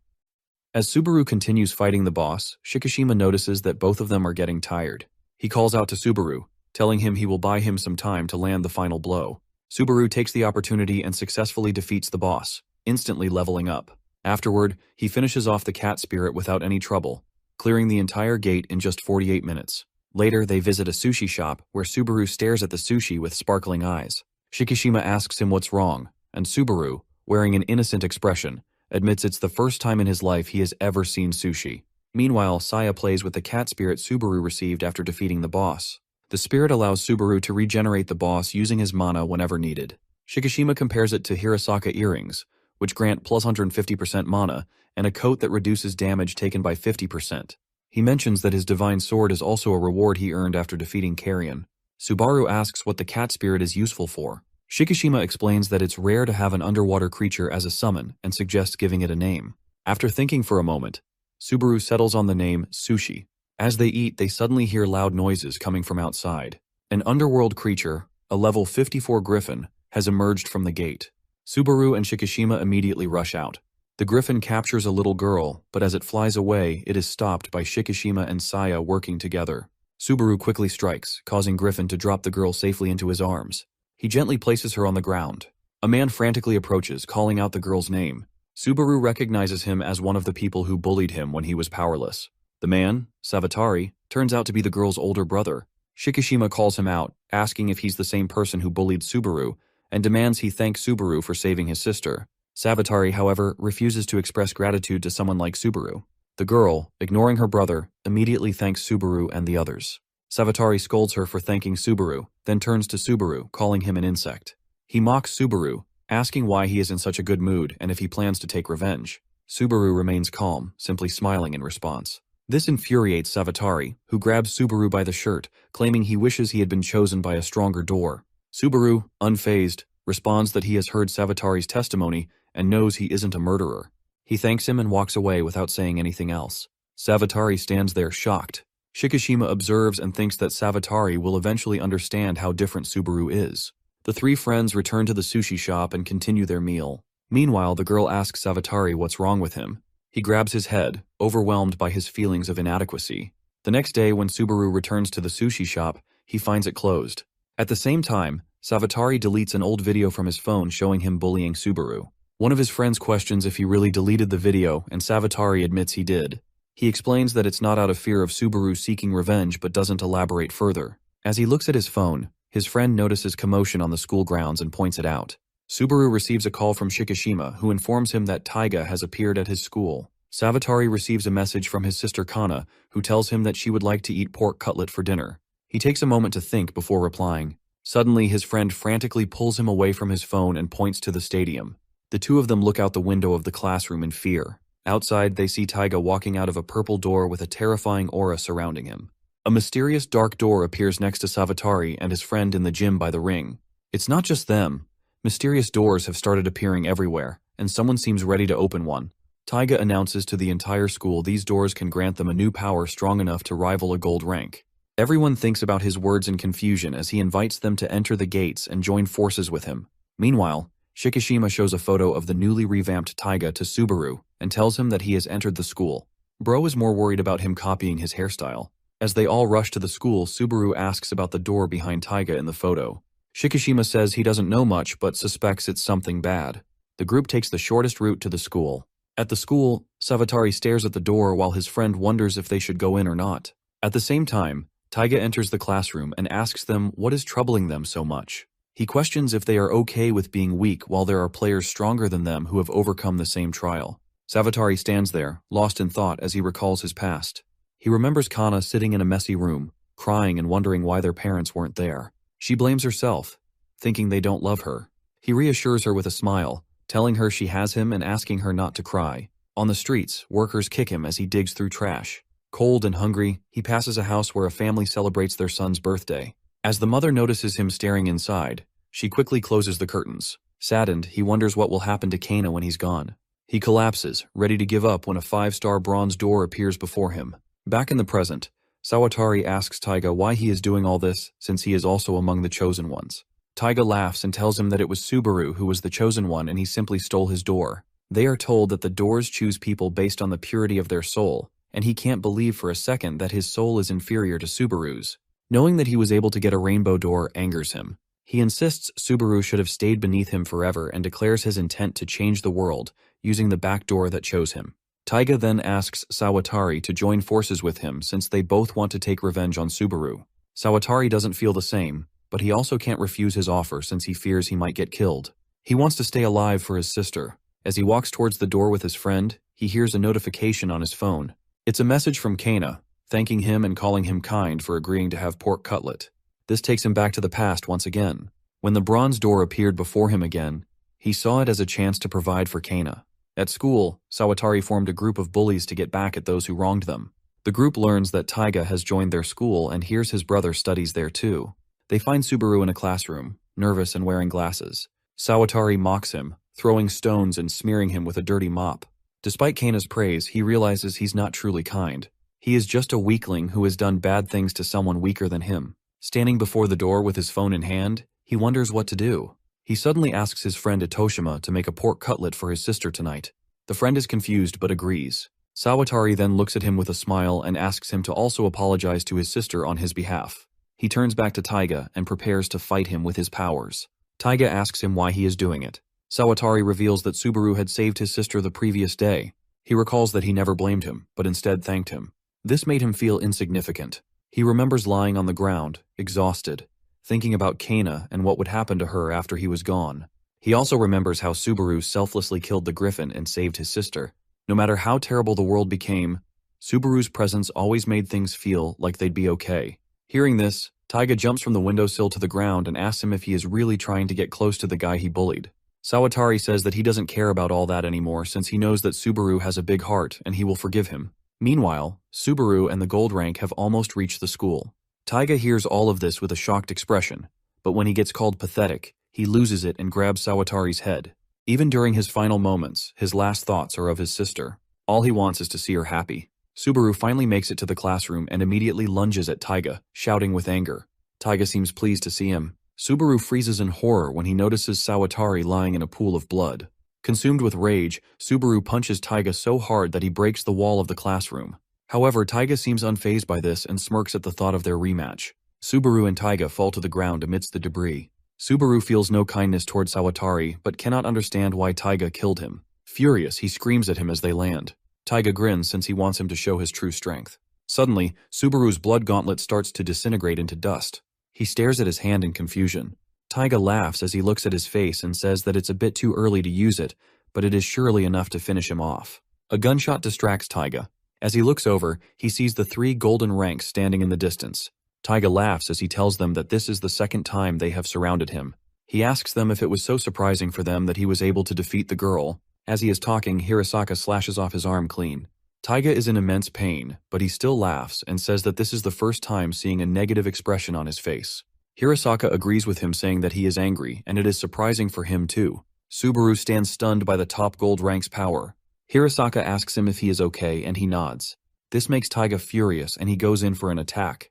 A massive arm tries to squish Hirasaka, and as he uses his sword to defend, it shatters into pieces. Subaru, still grappling with what's happening, shouts at him, but before he can act, Udu traps Taiga within a golden wall. Subaru jumps away from the forming barrier as Udu focuses all his energy on containing Taiga. Since this is his second spell, he has broken the rules by using it outside of a gate. While Taiga is trapped, Shikishima and Saya attempt coordinated attacks, but he easily nullifies them. The golden wall begins to crack, and Taiga's laugh echoes as the barrier collapses completely. Even Udu is astonished by Taiga's strength. His power is far beyond what anyone expected. The group knows that there is a special effect in Taiga's smoke. Udu asks for Hirasaka's permission to use his other skills, but he tells him that he will only endanger the lives of other people by doing so. This is exactly what Taiga wants to happen. Shikishima starts thinking about the special effect of Taiga's skill. He remembers that Kinokawa's hands and feet were crumbled and weathered down in an instant after her recent encounter with Taiga. If his thought process is correct, Taiga's special skill would be to speed up time. As the gold ranks face off against him, Subaru suddenly charges at him out of nowhere. Shikishima tries to stop him from going inside the smoke since it advances time for everything that it touches. Despite the warning, our boy goes into the smoke and manages to land a hit on Taiga with his face covered in blood. He used his blood mold skill to constantly spread new blood around his body, which protected him from the smoke. As Taiga looks at him in confusion, he tells him that his time to be afraid of him is over. My man levels up and uses a spell called Immortal Inverness. Taiga is furious after Subaru's sharp comments. Suddenly, doors appear around them, positioned near the players. Subaru glances at the purple doors surrounding the players and notices smoke seeping out. The players instinctively gather in the center to avoid the smoke. Hirasaka is surprised because it's his first time seeing a skill that can summon doors. Taiga tells him that since he can block his smoke, he will just start killing his friends. He closes his eyes and remembers when Sayaka died because of him. The group is surrounded by thick smoke and has no way to escape. Keeping these circumstances in mind, Hirasaka allows Shikishima and Udu to use their second-level skills freely. The tension rises as rainbow energy envelops the area, making everyone uneasy. Subaru calls out Taiga directly and asks him how he dared to put his hands on his friends. He is now completely engulfed with rage. The intensity of his hatred activates his conditional skill, which boosts his abilities by 30% as long as his hatred persists. Previously, the skill's effect was insignificant due to a power gap, but now Subaru surpasses Taiga. Subaru and Taiga charge at each other. Smoke surrounds Taiga as Subaru attacks from above. Taiga blocks his kick but struggles to withstand the force, breaking his arm in the process. The MC follows up with his blood whip, wrapping them around Taiga's injured arm. Despite Taiga's screams, he continues his relentless assault, landing a powerful punch that sends him flying and splattering blood everywhere. Using the Immortal Inverness skill, Subaru enhances his nervous system and gains control over the tentacles coming out of his armor. He doesn't have to control them manually now. These tentacles make escape nearly impossible for anyone who is unfortunate enough to be caught in them. Taiga falls to the ground, badly injured. A voice suddenly echoes from the black door, which says that the blood manipulation technique that the protagonist is using comes straight from Vanquish. Therefore, Taiga stands no chance in his current state. Shikishima screams at Subaru to stop since they want to ask him more questions. This snaps him out of his rage. His rainbow eyes fade as he regains his composure and asks what they should do about the smoke. Shikishima suggests using Saya's abilities to clear the fog. Blood stains the ground near the door, and the group feels uneasy due to the metallic taste and smell of iron. Shikishima explains that the smoke is a chemical reaction, and it starts to disappear once it is in contact with the fog particles. He then looks directly at the door and asks the door owner if he is correct. Suddenly, a massive yellow eye emerges from the black door. The owner's voice commends the group for countering its skill so quickly. When Shikishima demands to know the entity's purpose, it reveals its intent to destroy the sky clock. This surprises Subaru and the others. The creature mentions a prophecy involving Hirasaka, Shikishima, and Udu, predicting their deaths at Taiga's hands in the near future. However, Subaru claims that the prophecy is wrong since he will never let that happen. This makes the creature laugh, and it says that he is the most vigilant among the entire group. Subaru demands a name from the owner, to which it states that it is Kokugaiji, the Black Amniotic King. A group of students stands near a fence, discussing Taiga's defeat. The three of them gather on the school roof, where a friend asks Kei what they should do. They notice a dark force on the roof of a neighboring building. Kei stays focused, deep in thought. Back in the battle, Kokugaji tells them that it is a being who wants to destroy the entire world. Subaru furiously tries to attack, but the door disappears and sucks Taiga inside. All the gold ranks try to take the door down before the creature can escape, but they fail to do so. After it vanishes, Saya mocks them for allowing the creature to escape. Shikishima reveals that he couldn't move during the fight since he was restrained. 2 additional enemies appeared on the rooftop during their fight, and he claims that they are even stronger than Taiga. This revelation makes Subaru believe that their enemies are already ahead of them in terms of their plans. Inside the door, the creature scolds Taiga for being weak and losing to the gold ranks. However, it offers to make him even more strong. Kokugaji also welcomes all the players who choose to enter the doors. One of the players tells him that they will betray him immediately if they don't become stronger. Among those players is Kei and a guy wearing a black suit. Kei tells the guy that he saw him there, and that was the reason he entered the door. The creature seems excited to see all these people and invites them to prepare for their plan. Meanwhile, a funeral is held for Sawatari outside the gate. His sister holds his picture in her arms as she mindlessly stares at the ground. Itoshima is also attending the funeral. He tells Subaru how Sawatari apologized to him in his final moments. Later, Subaru sits with Shikishima as he tells him about the black door. After the incident, 5 students were found in the school, and there have also been other people who disappeared from the city. Subaru tells him that he plans on getting stronger, and asks about the situation of Sayaka when he enters the next door. Shikishima suggests that he train with Hirasaka from now on. The next day, he goes to meet Hirasaka with Saya. Shikishima didn't think that he could teach him anything since their methods of fighting were different. Therefore, he thought that it was better for him to train with the top rank. Subaru is excited since he knows that he will get to learn a lot. As the two of them walk towards their gate, they come across the Happy Yamada Club, which is a silver team led by Yamada. They tell him that they have already reserved this gate. Hirasaka checks his book and apologizes, telling them that his door is in Narima City. It is a 4-star gate called the Mysterious Jungle. As they enter the gate, Hirasaka warns the protagonist by telling him that the difficulty on the door is only an approximation. Subaru suddenly screams as he realizes that the guy is literally standing in a swamp. Hirasaka stays still and sinks in the swamp completely. Subaru remembers how Shikishima told him to be careful around him since his only specialty is his strength. He thinks about helping him using his blood mold skill, but a giant iron ant shows up. Suddenly, Hirasaka uses his Titan's Blade spell and gets out of the swamp while killing the ant at the same time. Subaru can't help but feel grateful that this man became a player. On the other hand, Hirasaka thinks to himself that he almost died. Hirasaka never had any specialty throughout his entire childhood.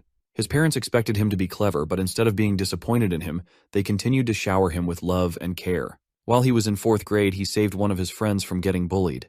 However, the very next day, that same friend got together with the bullies to beat him up. This betrayal shocked Hirasaka deeply, and he realized that people often betray others due to their own weaknesses. From that day on, he decided never to betray anyone, and by doing so, he truly believed that he would make a true friend. Back in the gate, he was once again stuck in the swamp. He asks Subaru for help and he pulls him out. He tells him that his opponent seemed to have good intuition, so he was batting it out. Moments later, a huge creature comes out of the swamp trying to eat Hirasaka. Subaru now realizes that Hirasaka is the type of player to always go first against an unknown enemy. He doesn't want his friends to get in trouble. After finishing the swamp monster, Subaru hands him a towel to clean himself up. Seeing this, Hirasaka laughs and tells him that he came well prepared. It was Shikishima who gave him all of this stuff. He told him that he would need these items during their raid. Hearing this, Hirasaka laughs even more and tells him that Shikishima has the hardest time because of him out of all of his comrades. As the two of them are inside the gate, he is stuck doing paperwork. Udo tells him to take it slow and let Hirasaka do some work too. Shikishima gets even more furious and says that it's meaningless since he is bad with desk work. They are short on staff since Kinokawa is still in the hospital. Hirasaka reveals that he had been working together with the other 3 gold ranks since the founding of the Players' Federation. They have been comrades for the past 8 years. This is why he couldn't hold himself when he found out what Taiga did to Kinokawa. He tells Subaru that he has no choice but to beat his brother now. The MC doesn't like him either, so he tells him that he is ready for anything. The 3 of them make it to the edge of a cliff. Even though they can't see much, Hirasaka tells them that the boss is about 20 kilometers ahead of them. It is one of his skills that allows him to zoom his vision up to 100 times. The boss is a huge tree with glowing eyes. It is called the Gun Turret Spirit Tree. Immediately after spotting them, the boss goes in for an attack. Hirasaka realizes this and immediately uses his golden sword to shield them. The 3 cause powerful explosions in a massive area around it.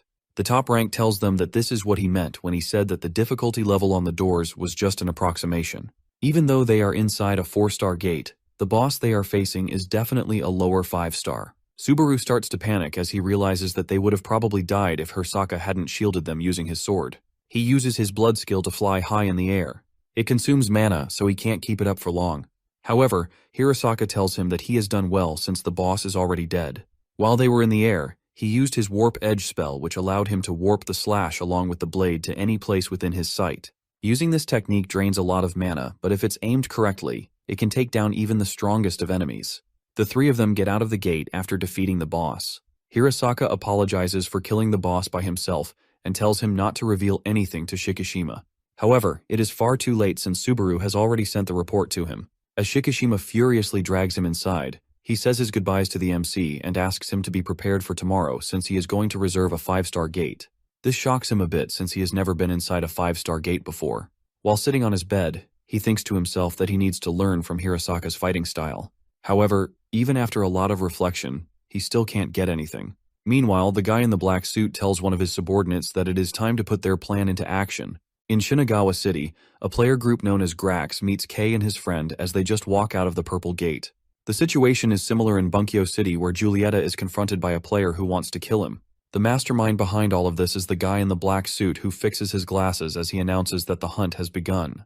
Back at headquarters, Giulietta calls to inform Shikishima that he has killed someone. Furious, Shikishima reminds him that he is supposed to remain in confinement until his punishment is decided. He explains that he was attacked and acted in self-defense. When Shikishima asks for details about his opponent, he looks at a player card and reveals the name Kishikawa, a copper-ranked player. Giulietta mentions that although Kishikawa wasn't particularly strong, there was something unusual about his insect manipulation skills, which seemed to be connected to the black faction Shikishima had previously reported. Shikishima looks for his details in the player records and realizes that the spell Kishikawa used is different from anything documented. He theorizes that the Black Door might be giving new skills to these players. It wasn't just Giulietta who was attacked. The entire Grax team was defeated by the black faction. While fighting Kishikawa, Giulietta sensed that their system was different from other players, similar to Subaru's skills obtained from the Rainbow Door. Meanwhile, a man calls Kei and reports that everything has gone according to plan, although one of their members lost to Giulietta. The boss reveals he has already eliminated the top-ranked silver team and plans to target the gold ranks next. The scene shifts to a city where Subaru, Hirosaka, and Kusaka, a member of the reconnaissance department, stand in front of a 5-star gate. Kusaka explains the procedure for studying and clearing the gate. Subaru notices a ring on Kusaka's finger and asks if she is married. She confirms this and explains that, due to the risks players face, she retired from frontline duty after marrying. Shikishima recruited her into the reconnaissance department. She reveals that her family was in the city when it was attacked by the whale. She thanks Subaru for saving them. The gate they are about to enter is called the Seat of Storm and Thunder. It consists of 2 areas, a garden and a palace with 2 thrones on its top floor. Hirosaka asks if this is where the boss resides, and Kusaka confirms that the boss could occupy either throne. Subaru is surprised to learn there are 2 bosses, recalling that he faced a 2-boss team in a 2-star gate, but never expected it in his first 5-star gate. Hirosaka reassures Subaru, calming his nerves as they prepare to enter the gate. As the 3 enter, Kei, who had been waiting outside, attacks the team.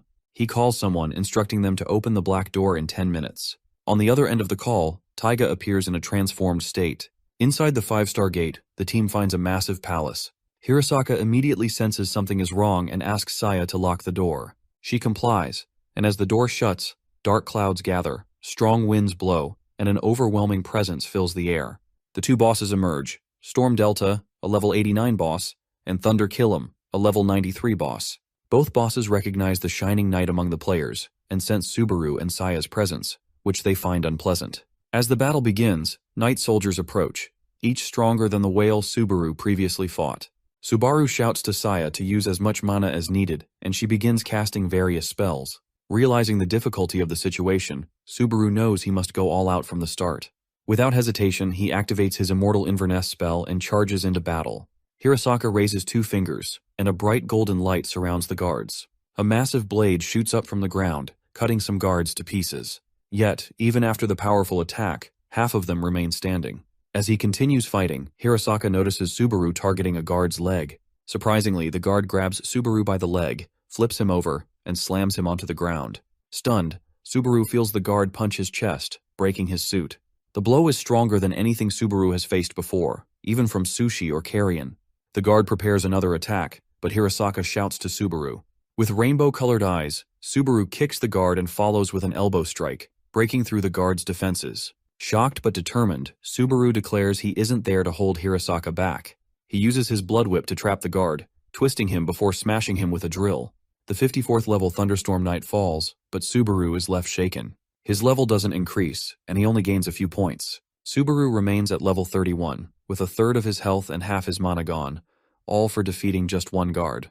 Now 4 more surround him. He draws his Divine Chisel but hesitates to use a high-cost attack. Suddenly the knights use their Vajra sword skill, summoning weapons out of thin air. Subaru realizes this is the true challenge of the 5th difficulty level. As Subaru steadies himself, Hirosaka watches the knights close in. Subaru's expression turns cold, but a faint smile appears. The night before, sitting in his hotel room, Subaru thinks about the raid. No matter how much he admires Hirasaka, he knows he can't become him, and doesn't need to. Shikishima hasn't sent him to learn from Hirasaka, but to fight alongside him with everything he has. Covered in blood, Subaru vows to grow stronger, not just in level but in awareness, readiness, and the will to survive.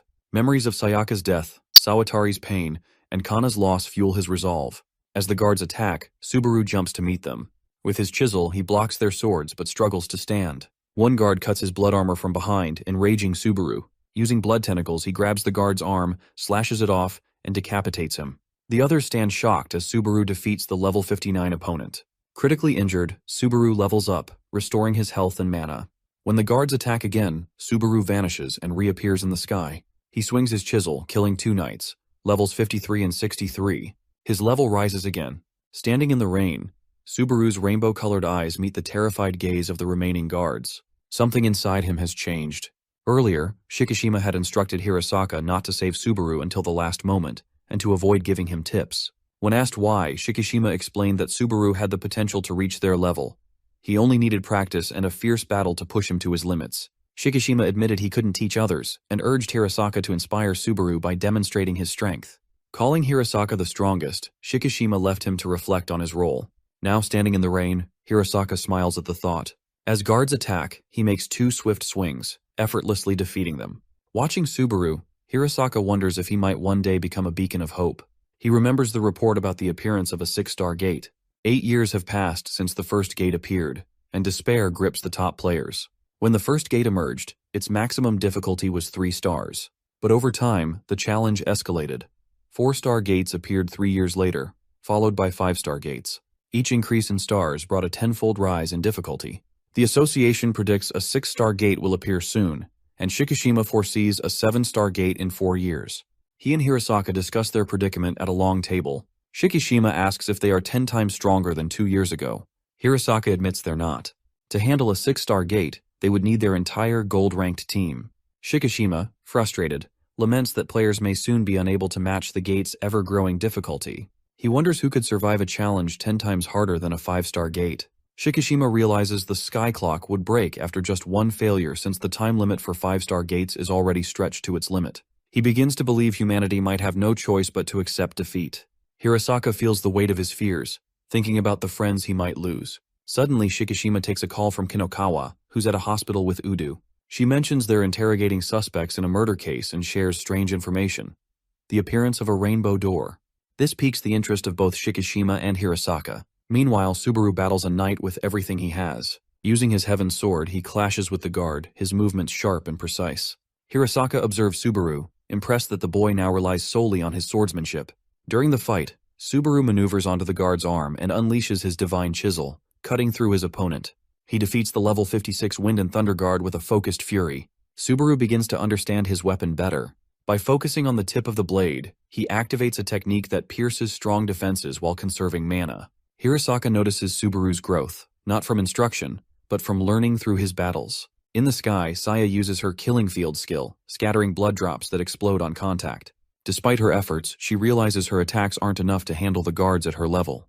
She focuses on reducing their numbers for Subaru and Hirasaka, while prioritizing the recovery of Sayaka's body. Just as a golden sword threatens her, Subaru intervenes, splitting it in 2.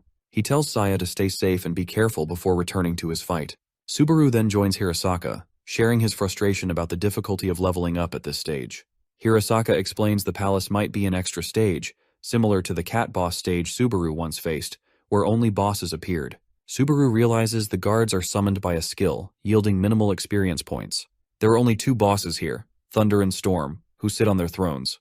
Storm notes the player's focus, and Thunder smirks, asking if they'll send someone stronger or fight themselves. Lightning streaks across the sky. Subaru resolves to keep fighting knights to level up, but Hirasaka feels their energy is being wasted. He suspects the bosses want to force them to reveal their trump cards. Suddenly, Thunder and Storm step out of the palace. Hirasaka's eyes widen at the sight of the bosses. He considers using his Warp Edge Sword, a skill that consumes 80% of his mana and can split terrain. Yet before he acts, the rain stops, and the thunderclouds vanish. The bosses appear behind him, warning them not to attempt any tricks. They demand a fair fight, ready to face the players head-on. As the 2 of them face the bosses, they are both shocked to discover that the bosses can talk. Subaru recalls a similar encounter with a boss in the soldier dumping ground. Most bosses behave like wild animals, attacking and eliminating any intruders in their territory. However, these bosses are different. They can manipulate the weather and strategize their actions. Before engaging in battle, Hirasaka asks the bosses if they have time for a conversation. The bosses, surprised by the request, ask if he has something he wants to know.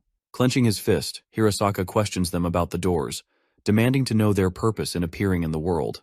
The bosses exchange shocked glances and ask if he hasn't learned anything from Ludwig, the gate's owner who granted him his powers. Hearing this, Hirasaka wonders if the bosses are closely connected to the central figure behind the doors.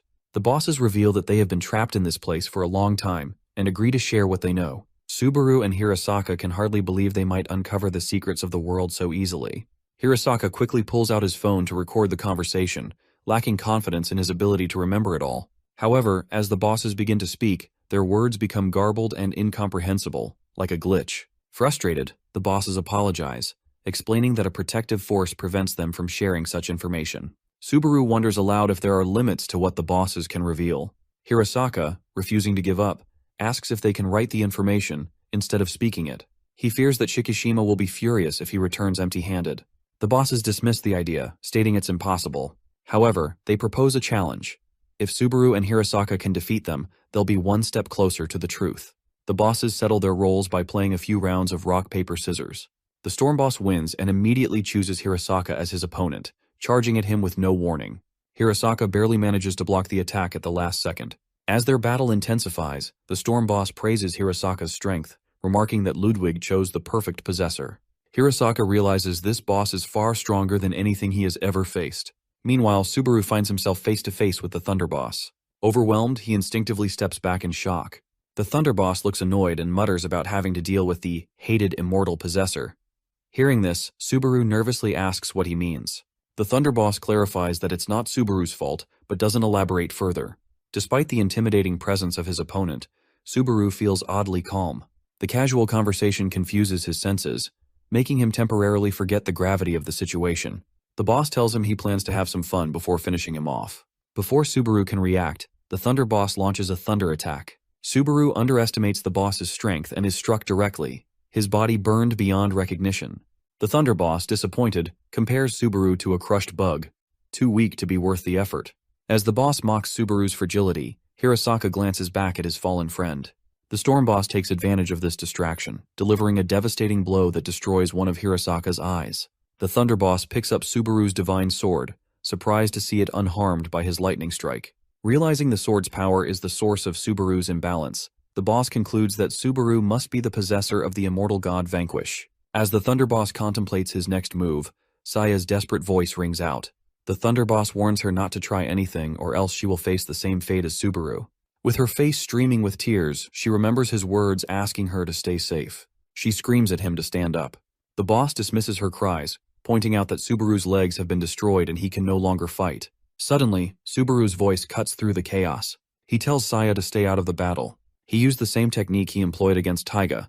Subaru encased his body in a semi-hardened layer of blood. Though he has lost both his hands and feet, he clings to life with only 117 HP remaining. Even though this is the strongest opponent he has ever faced, Subaru views this as an opportunity. He knows that if he can survive this fight, he will emerge significantly stronger. The Thunder Boss questions Subaru's method, asking if he's truly using blood to block his attack. He mocks his grotesque appearance and calls him a disgusting, hated immortal. The Storm Boss is enjoying the battle a bit too much, laughing as he attacks Hirasaki. He tells him that he respects him. Even though Hirasaki has lost his right eye, he can still manage to keep up with him. Hirasaki responds, saying that his remaining eye shines even brighter than before, and therefore his attacks will also be sharper. His next attack shocks the boss, throwing him back. The Storm Boss laughs, but Hirasaki tells him that not everyone is strong from the beginning. When they were weak, there were still many times they felt like they were on the edge, just like this. He then thinks of the Storm Boss and says that if he can defeat him, he'll become even stronger. Hirasaki uses his fifth skill, called Imperial Radiance. This skill increases all abilities and skill effects by 130% while consuming mana. The boss asks if this is Hirasaki's trump card, and comments that he is as impressive as expected with this. The boss charges at Hirasaki trying to punch him. Meanwhile, the battle between Subaru and the Thunder Boss seems one-sided. Subaru is trying to run, but the speed of lightning itself is 100,000 km/s, making it difficult to avoid. He must predict the boss's next moves while continuously moving without delay. If he fails to avoid an attack, he will die instantly. As the boss continues his attacks, Subaru starts to panic. He knows that if things continue like this, all the soldiers will be defeated. With his current HP, one hit from the lightning will kill him. His plan is to try and defeat some soldiers and level up to restore his health. Finally, he finds a soldier in his path and smashes his head off. The boss looks at him, surprised, as he levels up and restores his health. The benefits of leveling up also include increased status. Subaru's health is fully recovered, and the lost body parts have been restored. The boss is slightly impressed but still doesn't think Subaru can win. Subaru hits him with a pressurized blood attack, but the boss simply blocks it with his fist. He tells Subaru that even though his power has increased, it really wouldn't make a difference. Subaru flies into the air and tries to attack the boss again. The boss gets annoyed and says that he finally understands why Subaru was chosen as the hated immortal possessor. He talks about Subaru's determination, saying that he hates giving up, desperately clings to his life, and ends up doing meaningless things. He unleashes a thunder attack in the air, deflecting Subaru's attack. Subaru realizes that if things keep going like this, he won't even manage to land a hit and will just get overwhelmed by the boss's power. The boss tells him that there's no point in using his little tricks in front of such overwhelming power. Even if Subaru has a plan to land a hit with his current power, it won't do anything. The boss is interrupted by Sushi, who casually grabs the divine sword and walks towards Subaru. Without a second thought, the boss blasts Sushi with a thunder attack. However, instead of dying, Sushi is revived using mana, which confuses the boss even more. Even Subaru had forgotten that Sushi had the ability to regenerate. He wonders if Sushi is trying to help him after understanding his strategy. He calls out to Sushi and orders her to bring him the sword. Sushi throws the sword to Subaru, but immediately after, the boss appears in front of him. As the boss tries to grab the sword, Subaru laughs, and the now giant Sushi appears behind him. The boss quickly reacts and destroys Sushi with a single kick. The boss realizes that Sushi is a familiar connection to Subaru's soul. While the boss is distracted, Subaru charges up his divine sword. He puts all his mana into a single attack and destroys all the soldiers on the ground. This is enough for him to level up to 35. The boss wastes no time and tries to attack him. He furiously asks Subaru why he clings so desperately to his life, and why he has to do that just for the sake of living. After hearing this, Subaru thinks back to his life when everyone called him an insect. He also thinks about the people who supported him. He tells the boss that he just wants to meet his friend, Sayaka. Even though their time together was short, the moments when they were hunting together were fun. He just wants to meet her again and thank her. He also wants to apologize to her and grow stronger together. The boss is a bit confused and asks Subaru what he means. Subaru explains that this was the reason he bet everything on his plan. He knew that there was a high possibility of a third door appearing when he unlocked his second skill. His second skill unlocked at level 35, and sure enough, the rainbow door showed up. As the Thunder Boss accidentally enters the door, he sees Vanquish, who tells him to prepare himself to be punished for hurting his possessor. Vanquish tells Subaru that he did a good job and that he has won. He grabs him using blood and tells the Thunder Boss that the kid will come back stronger. Thunder Kill Him isn't done with Vanquish yet. He still remembers how he killed him in the past. He screams at him as he charges his thunder attack and tells him that he won't let him leave. As he attacks Vanquish, he unknowingly walks inside the door. Vanquish lays Subaru down on the ground and asks him if he really likes appearing in front of him on the verge of death. Subaru still can't believe that this guy is Vanquish. He heals Subaru using his spell, which enables him to stand up. Subaru looks around and realizes that the Thunder Boss is mad now. Vanquish asks the boss to leave since this is his gate. Thunder Kill Him screams at him and says that he was the one who intervened in a one-on-one fight. He tells him that he will go after him after finishing the boy. Vanquish makes an annoyed face and tells him not to use the rules of the warriors for a king. He says that he is the one who entered the human world without permission and is now forcing them into a one-on-one fight. However, Vanquish accepts his challenge and combines with Subaru to take over his body. He tells him that he will show him how to actually use blood mold. Vanquish is a bit impressed to see Subaru at level 35. The Thunder Boss can't believe that he is planning to defeat him using that body. Vanquish looks at him with a smirk on his face and says that it is enough to beat someone like him who has depleted all of his strength. Before the Thunder Boss can even say anything, Vanquish hits him with a classic slap and blows his head off. He tells him that he is never going to leave this gate because he will die here. Inside him, Subaru can't believe that his body just did that. The boss regenerates, but Vanquish immediately hits him with a bloodshot. He then merges the blood and applies a curse on top of it. At the same time, he makes the blood spin in a vortex. This makes My Man Thunder turn into a modern abstract art piece. However, the boss isn't going to accept his defeat this easily. He tries hitting back and surprises Vanquish. As the two of them continue to fight, the boss gets shot by another round of blood. Subaru looks at all of this with a surprised expression and asks Vanquish if he is this strong from the beginning. My man Vanquish can't take this disrespect and tells him to stop underestimating him. Subaru asks him how he is able to damage such a strong opponent who can regenerate. He previously fought the cat boss, which had similar powers, and it wouldn't take any critical damage until its MP was completely depleted. Vanquish reveals that he is applying a curse on the blood before he shoots it. This allows his attacks to hit the target in their soul, and not their body. It is efficient against enemies with strong regenerative abilities. The Thunder boss is getting more frustrated now. Subaru asks Vanquish why the boss hates him so much. He reveals that he killed him in the underworld and trapped him behind the gate. Vanquish puts his focus back on the boss and says that he is getting serious. As the two of them start fighting again, it is apparent who is the winner. The Thunder boss stands no chance in the fight and gets continuously bombarded with pressurized blood. He complains that he isn't at full strength. Hearing this, Vanquish tells him that he has always relied on his power no matter where he was. This is why warriors like them never reach their true potential. If he had killed the MC quickly, he wouldn't have to deal with him. He lost the moment Subaru was able to open the door. The kid was prepared to use more than his full strength to achieve victory. Before the boss can say anything, Vanquish blasts him into pieces. He turns towards Subaru and tells him that he needs to get more serious about all of this. Subaru stands frozen in shock, his mouth open as he watches the events unfold. He stands beside Vanquish, who calmly folds his arms into his sleeves and observes the scene with a confident smile. Subaru glances at Vanquish, amazed by how effortlessly he defeated the Thunder boss. He wonders who this powerful figure really is, realizing he has never questioned Vanquish's existence in this strange world. Suddenly, the system window updates. The message announcing the boss's defeat is replaced with a notification that the boss has revived. Subaru's surprise turns to alarm. He spreads his arms in disbelief and calls out to Vanquish.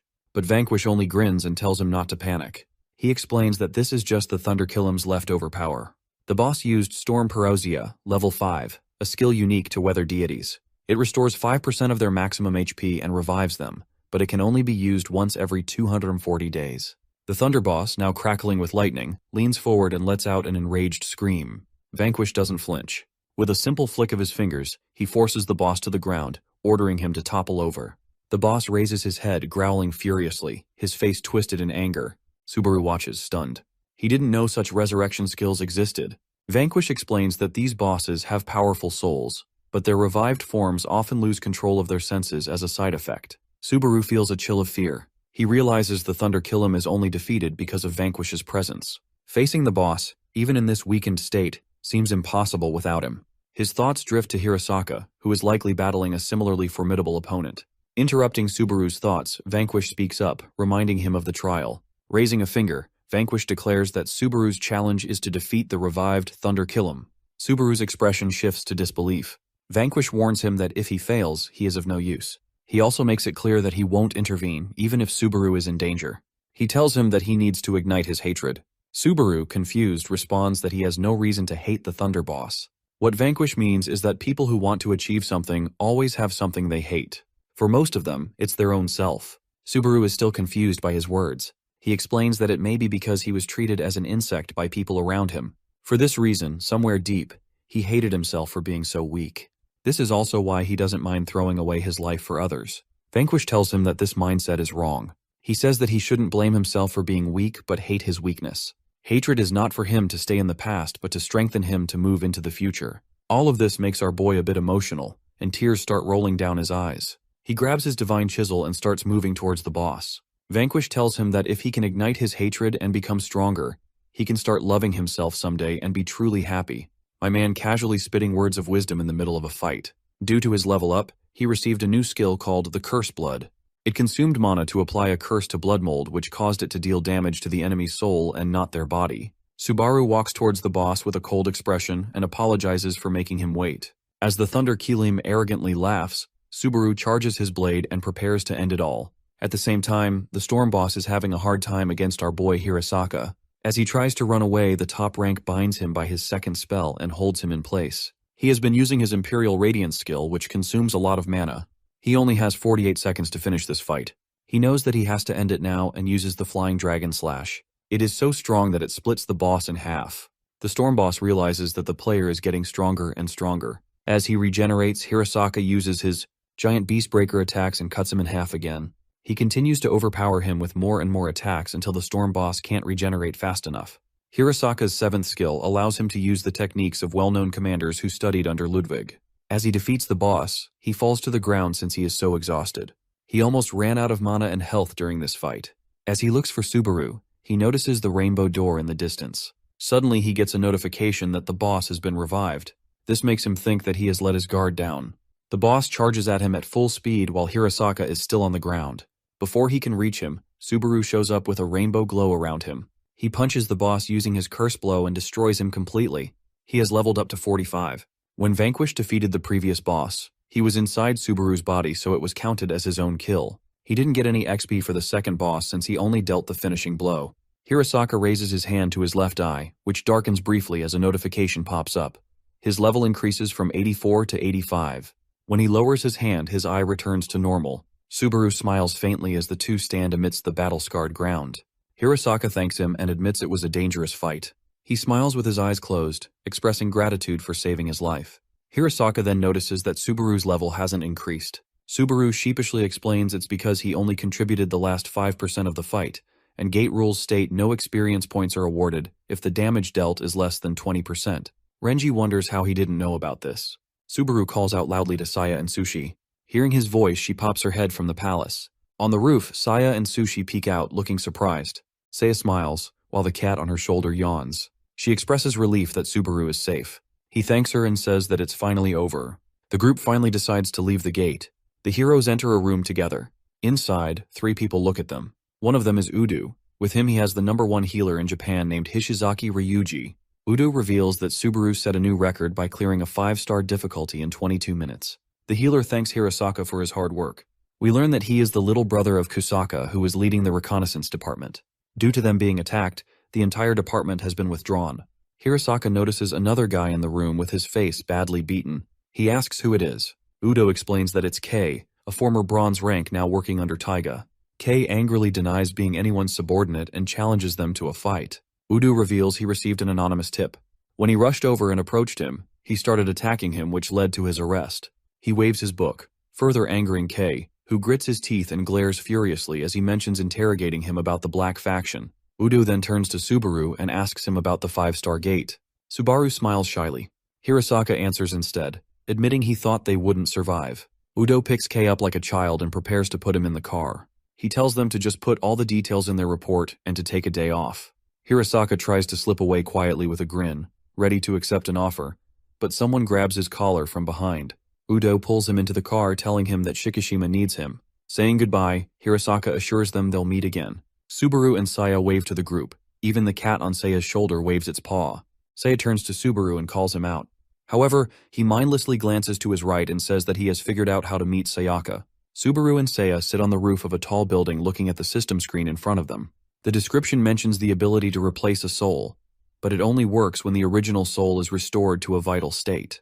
Saya places her hand on her chest and wonders if Sayaka's soul still resides in her body. Subaru smiles, confirming it seems that way. She reflects on her recovery, thinking her body is slowly regaining strength. Subaru reassures her that it's only a matter of time before Sayaka returns. Saya agrees with a white smile. Suddenly, Subaru cheers loudly, raising his fists in excitement. The vampire looks at him startled. He leaps into the air, celebrating joyfully with the cat clinging to his back. Saya joins him in the air, flapping her leathery wings. She claps and bows slightly, congratulating him. Finally, Subaru and the cat land on a large red inflatable cushion on the roof that he made from blood. The impact sends them bouncing up and back onto the roof. Bro is having too much fun. Saya asks him what reward he received for completing the 5-star mission. Subaru tells her that he almost forgot. He reveals that he got 2 items at the price. One of them was given to him by Hirasaka from the other boss. He has 2 earrings. One is a red thunder earring, which adds electric shocks to attacks, and the other is a blue storm earring, which enhances movements with wind power. To her surprise, Subaru hands the earrings to her. She stares silently at them before bursting into a loud protest. Subaru calmly explains that she needs protection because he isn't strong enough to ensure her safety yet. Embarrassed, Saya thanks him and hesitantly puts on the earrings. As she fastens them, she shyly asks how she looks. Subaru smiles warmly, saying the earrings suit her perfectly. Overwhelmed, she blushes deeply and suddenly rockets into the sky. Surprised, Subaru shouts for her, asking how far up she will go. The cat on his shoulder stays silent until it unexpectedly smacks him on the cheek with a paw, sending his head to the side. Shocked, Subaru asks why, but the cat simply turns away and walks off without answering. Typical cat behavior. Away from all of this, Subaru's father and Tagia's stepfather relaxes inside with a glass of champagne, wondering where his foolish sons are. A woman sits nearby holding a phone and calls out for him not to stand by the large window wearing just a robe. Her name is Keiko and is Taiga's biological mom and Subaru's stepmom. She is on the phone ordering necklaces. Meanwhile, the dad opens the fridge, thinking how surprising it is that Subaru has become both a player and a guardian. He believes it's in their blood and holds his champagne, confident that soon they'll get even more money. Suddenly, the loud sound of someone entering interrupts him. Standing at the door is Taiga. Irritated, the dad asks who he is and how he got the key. Taiga stretches a clawed hand toward him, killing him instantly, calling him unsightly. The mom, without looking, asks her husband to pour her a glass of champagne since the housekeeper is gone. She finally turns and notices Taiga holding a wine glass in his clawed hand. She freezes, staring at him. She is confused at first, but she turns back to her phone once she realizes that it's Taiga. Taiga's sinister gaze meets hers as he calmly tells her that he is back home. He is a bit surprised that she was able to recognize him even with this appearance. She tells him that she is his mother and questions what happened to him. As he is about to respond, she interrupts him. Ignoring him, she smiles and shows off a necklace on her phone, telling him that she got 5 items for 20 million. Taiga's expression darkens as smoke surrounds him. He tells her that she is definitely his mother since she doesn't even care when he has changed so much. Fear grows in her as he thanks her sarcastically for making him come back. He tells her he should never have been born. He drops his glass, watching it shatter, and declares that the world, and he himself, are worthless. As the darkness grows, he says that all of them have to disappear together for this very reason. The next day, the news reports confirm the deaths of the couple. Their death is said to be due to the building collapsing, and their bodies have been said to be severely injured. Subaru watches the TV in shock, recognizing it's his father. 2 bodies lie near the wreckage while investigators inspect the scene. Subaru, frozen, stares at the rubble. Hirasaka is also on the scene. He asks his partner Udo about the dead. He frowns at a photo on his tablet and tells him that the wounds are similar to the ones on Kinokawa. He knows that this is probably done by Taiga. However, he still can't believe that he killed both of his parents. Hirasaka glances at Subaru, standing silent and still. Shikishima gently asks Subaru if he's okay. Without turning, he admits he feels no grief for his father, though he is sad he cannot mourn. Kneeling, he touches the sign, wondering what Taiga is thinking and where his brother might be. Meanwhile, Taiga stands outside the tall building of the Players' Federation. He walks up the stairs, overhearing whispers about him, some calling him the Demon King. Inside the Player Federation headquarters, a smiling receptionist greets him, but darkness swirls around him. The darkness spreads, filling the room as panic sets in. Screams echo while Taiga silently dominates the space. Elsewhere, a magician performs in a square, transforming a cane into a bouquet of flowers and releasing doves, delighting the crowd. He announces his next act to make the stick disappear. The magician finishes his trick with a smile, spreading his arms as the crowd cheers. Suddenly, a dark force destroys the entire association building behind him. He turns to the sound, and the onlookers gasp in horror as debris crashes down. Amid the chaos, Taiga rises from the wreckage, surrounded by darkness, with glass and stones falling around him. Though he has gained immense power, wisdom, and beauty, he feels an emptiness inside. He gazes downward, wondering about the purpose of life, and if his brother has found a reason to live.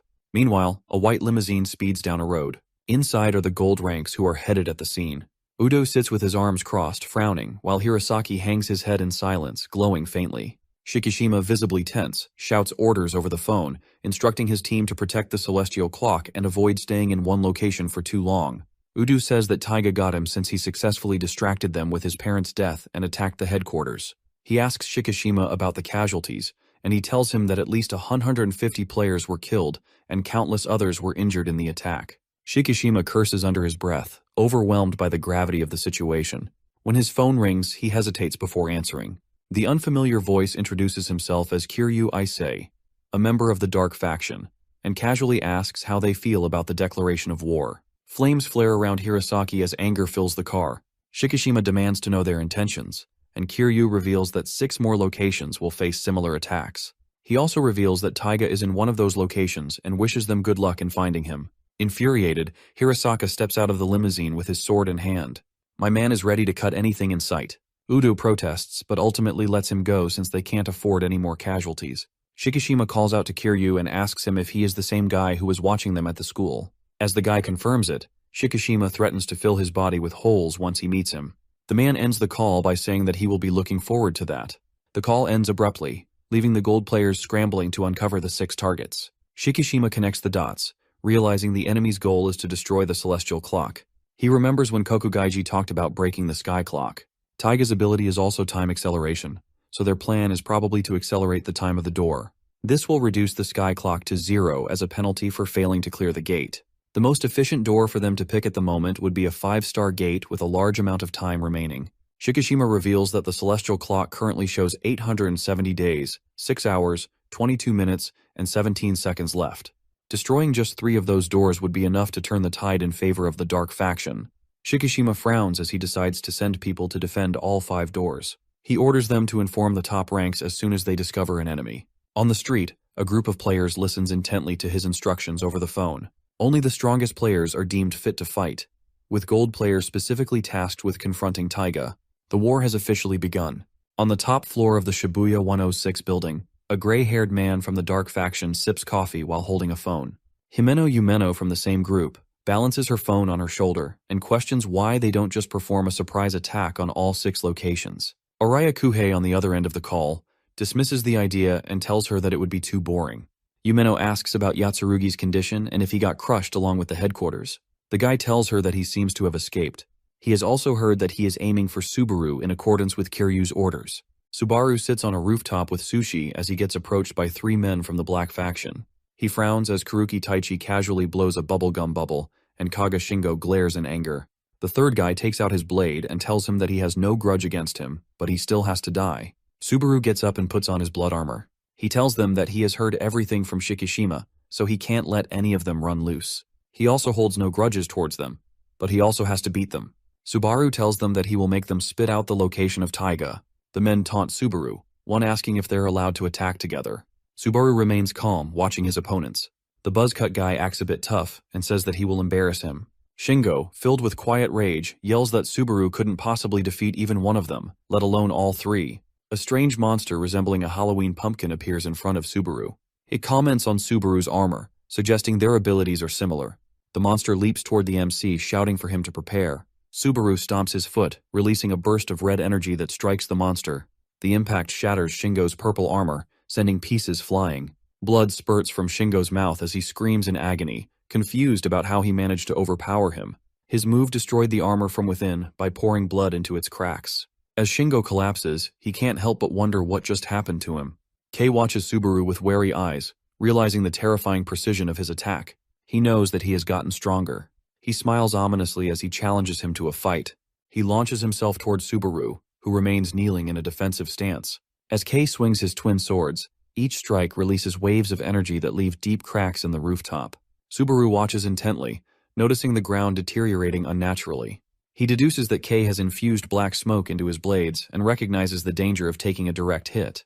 Nearby, Taichi observes the battle from a distance with a smirk. He casually suggests staying out of the fight, and Kei encourages him to watch since he is confident in his own abilities. Subaru asks him why he is so fixated on a one-on-one match. He asks them what they really want. Ignoring the question, Kei leaps into the air and attacks. Subaru raises a shield to block the strike, deflecting the energy-filled blow that bursts into the surrounding air. Kei explains that they have been friends since they were kids.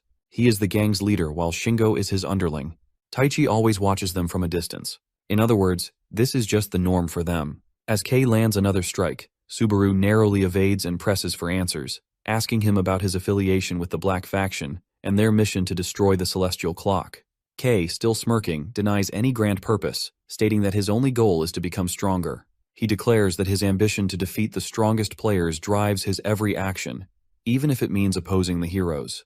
My man joined a terrorist group just to defeat the strongest player. Subaru can't possibly understand, but Kei thinks that he is a Yankee from a manga. This is a bit too much for Subaru to process. He questions whether this dream was worth attacking innocent people like Miss Kusaka.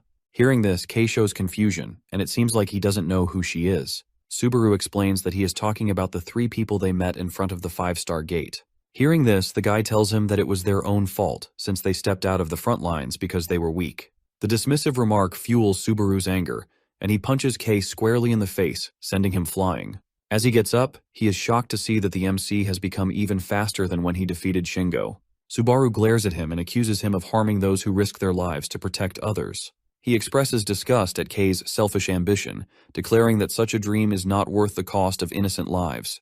A status window materializes, displaying Subaru's conditional skill, which significantly enhances his abilities through his hatred. Kei is clearly shaken by all of this, but he still raises his sword in defiance. He shouts for Subaru to stop interfering with his dream. Subaru, however, clenches his fist and casts a curse, preparing for the next attack. Before either can act, Taichi intervenes. Wearing slippers, he casually steps forward and kicks Kei in the back, abruptly halting the fight. Kei stumbles and falls down to the ground. Taichi tells him to accept the loss, and says that the three of them can try their best next time. Subaru looks at him and asks if he is going to be his next opponent. Taichi shocks him by refusing to fight. He reveals that he has been their childhood friend, but he also has a different identity, which is Shikishima's subordinate. He is the spy who was sent to join the Black Faction.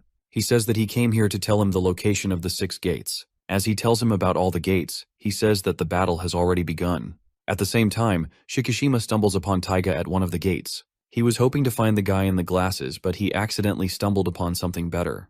Taiga finally looks back and tells him that he will be the first one to die. After hearing Taiga's words, Shikishima asks him if he is talking about the prophecy of his door owner, who said that he would kill all of the top gold rankers. Shikishima tells him not to underestimate him. He uses his 5H skill and rains down sulfur rain on the opponent. Taiga doesn't look intimidated. He stares back coldly and tells him that the boss battle has just begun. As he continues to dodge his attack, he thinks back to the time 3 years ago when Shikishima was suspicious of him. He told him that he was leveling up too slowly. The owner of the door that he stole from Subaru was Galea the battering ram. He refused to cooperate with him, and even when he exceeded level 20 when the second door usually appears, nothing happened. During their meeting, the gold rankers thought that his door would appear at level 25 as it happened with some players. However, Shikishima still had the suspicion that he had stolen the door from someone else. Taiga could hear all of this while sitting outside the meeting room. The gold rankers still didn't have any proof against him, so he decided to keep quiet. Just as he was feeling safe, Shikishima said that he knew someone who had the skill to expose lies. This made Taiga panic, and he started cursing Shikishima for taking away his safety like this. He decided to kill him someday. Back in the current day, he was standing in front of him with a completely different form and strength. He knew his intent to kill him was foolish and childish, but he still wanted to fulfill it. He has already exploited Galea's power using the skill he obtained from Kokugaiji. Taiga covered himself in thick purple smoke and charged at him with a powerful punch. Shikishima knew that he was fast, but he could still see him. As he came closer, he told him not to underestimate him and activated his third skill. This surrounded him with a blue glow and caused an explosion around him. Taiga was quick to react, so he escaped after using his teleportation skill. Shikishima realized that he could only teleport within the smoke's range. He told him that his strength was comparable to a level 50 gold rank player. Shikishima himself was at level 82, so Taiga stood no chance against him. Taiga let out a huge sigh as the city began to shake with huge sounds of explosions. As Shikishima looked back with a confused expression, he explained that they already knew gold rank players would go after the 5-star gates. This is why he advanced the time of all 4-star gates to the very last minute. Now there were around 200 underworld creatures that were set loose in the city. They had already lost a huge number of their players because of this attack. With the creatures wreaking havoc in the background, Taiga asked him how he planned on stopping this. Shikishima couldn't believe that he would do such a thing, and asked if the person he was fighting was actually Taiga. He told him that his soul and consciousness coexists with Taiga, but the real him is dead. Everything he once desired is useless to him now, and only one wish of Taiga remains in his head. He wants to take revenge against the world that didn't love him. When looking at Taiga before, Shikishima could feel his pride, envy, and the desire for recognition, but he couldn't feel any of this from the Taiga in front of him. This made him wonder if he actually had a plan to get rid of the gold ranks. He thinks to himself whether Taiga really hated himself so much that he wanted to become a different person. No matter what the reason is, he can't let him continue on this path. He prepares to end it all and uses his 6th skill, Moth to a Flame. Bro has been listening to The Weeknd. Both of them charged at each other with Taiga covered in his purple smoke and Shikishima surrounded by a blue glow. Elsewhere, Kiryu notices the blue glow and figures out that Shikishima is probably fighting Taiga at the moment. He turns back towards Hirasaka and says that he will be his opponent. My man Hirasaka hits him with a death stare and asks him to surrender while he is still asking nicely. The guy fixes his glasses and tells him that he has his own reasons, so he is going to fight. The scene shifts back to an hour earlier, showing Kiryu talking to his child. He tells the boy that he's going out and advises him to be a good boy and listen to his mother. The boy's mother asks him to return soon, and he assures her he'll be back for dinner. After he leaves, a purple door appears, and both his wife and child begin to disintegrate. They were merely illusions created by the Kokugaji. He orders Kiryu to kill anyone who gets in their way, and we move back to the fight. Kiryu knows that 3 gold-ranked players, including Hirasaka, are currently active, while the rest are occupied elsewhere. He sees this as the perfect opportunity to challenge him. The top gold-ranked player wastes no time and charges at the man. The man, wearing glasses, stands calmly with his weapon in hand and remarks that Hirasaka is the most manageable prey for him. As Hirasaka approaches, the man uses a skill that can divide any space and pierce through physical defenses. Struck by the attack, Hirasaka realizes that this opponent is strong. Though he doesn't fully understand the skill, he notices it's similar to his own warp edge ability. This means he'll need to attack faster before the man can swing his weapon. However, Hirasaka isn't great at devising strategies. As he charges forward, he triggers a spell that causes him to freeze. Surprised, he realizes the man is using a marking skill, an invisible trap that activates upon contact. This is one of Kiryu's abilities. He has set similar traps throughout the area. Despite knowing this, Hirasaka recklessly charges again, only to be marked by the skill once more and brought down. Kiryu knows Hirasaka is overly confident in his abilities and will likely attempt a frontal assault. While Kiryu's attacks don't significantly reduce Hirasaka's health, his primary goal is to keep him pinned down until reinforcements arrive.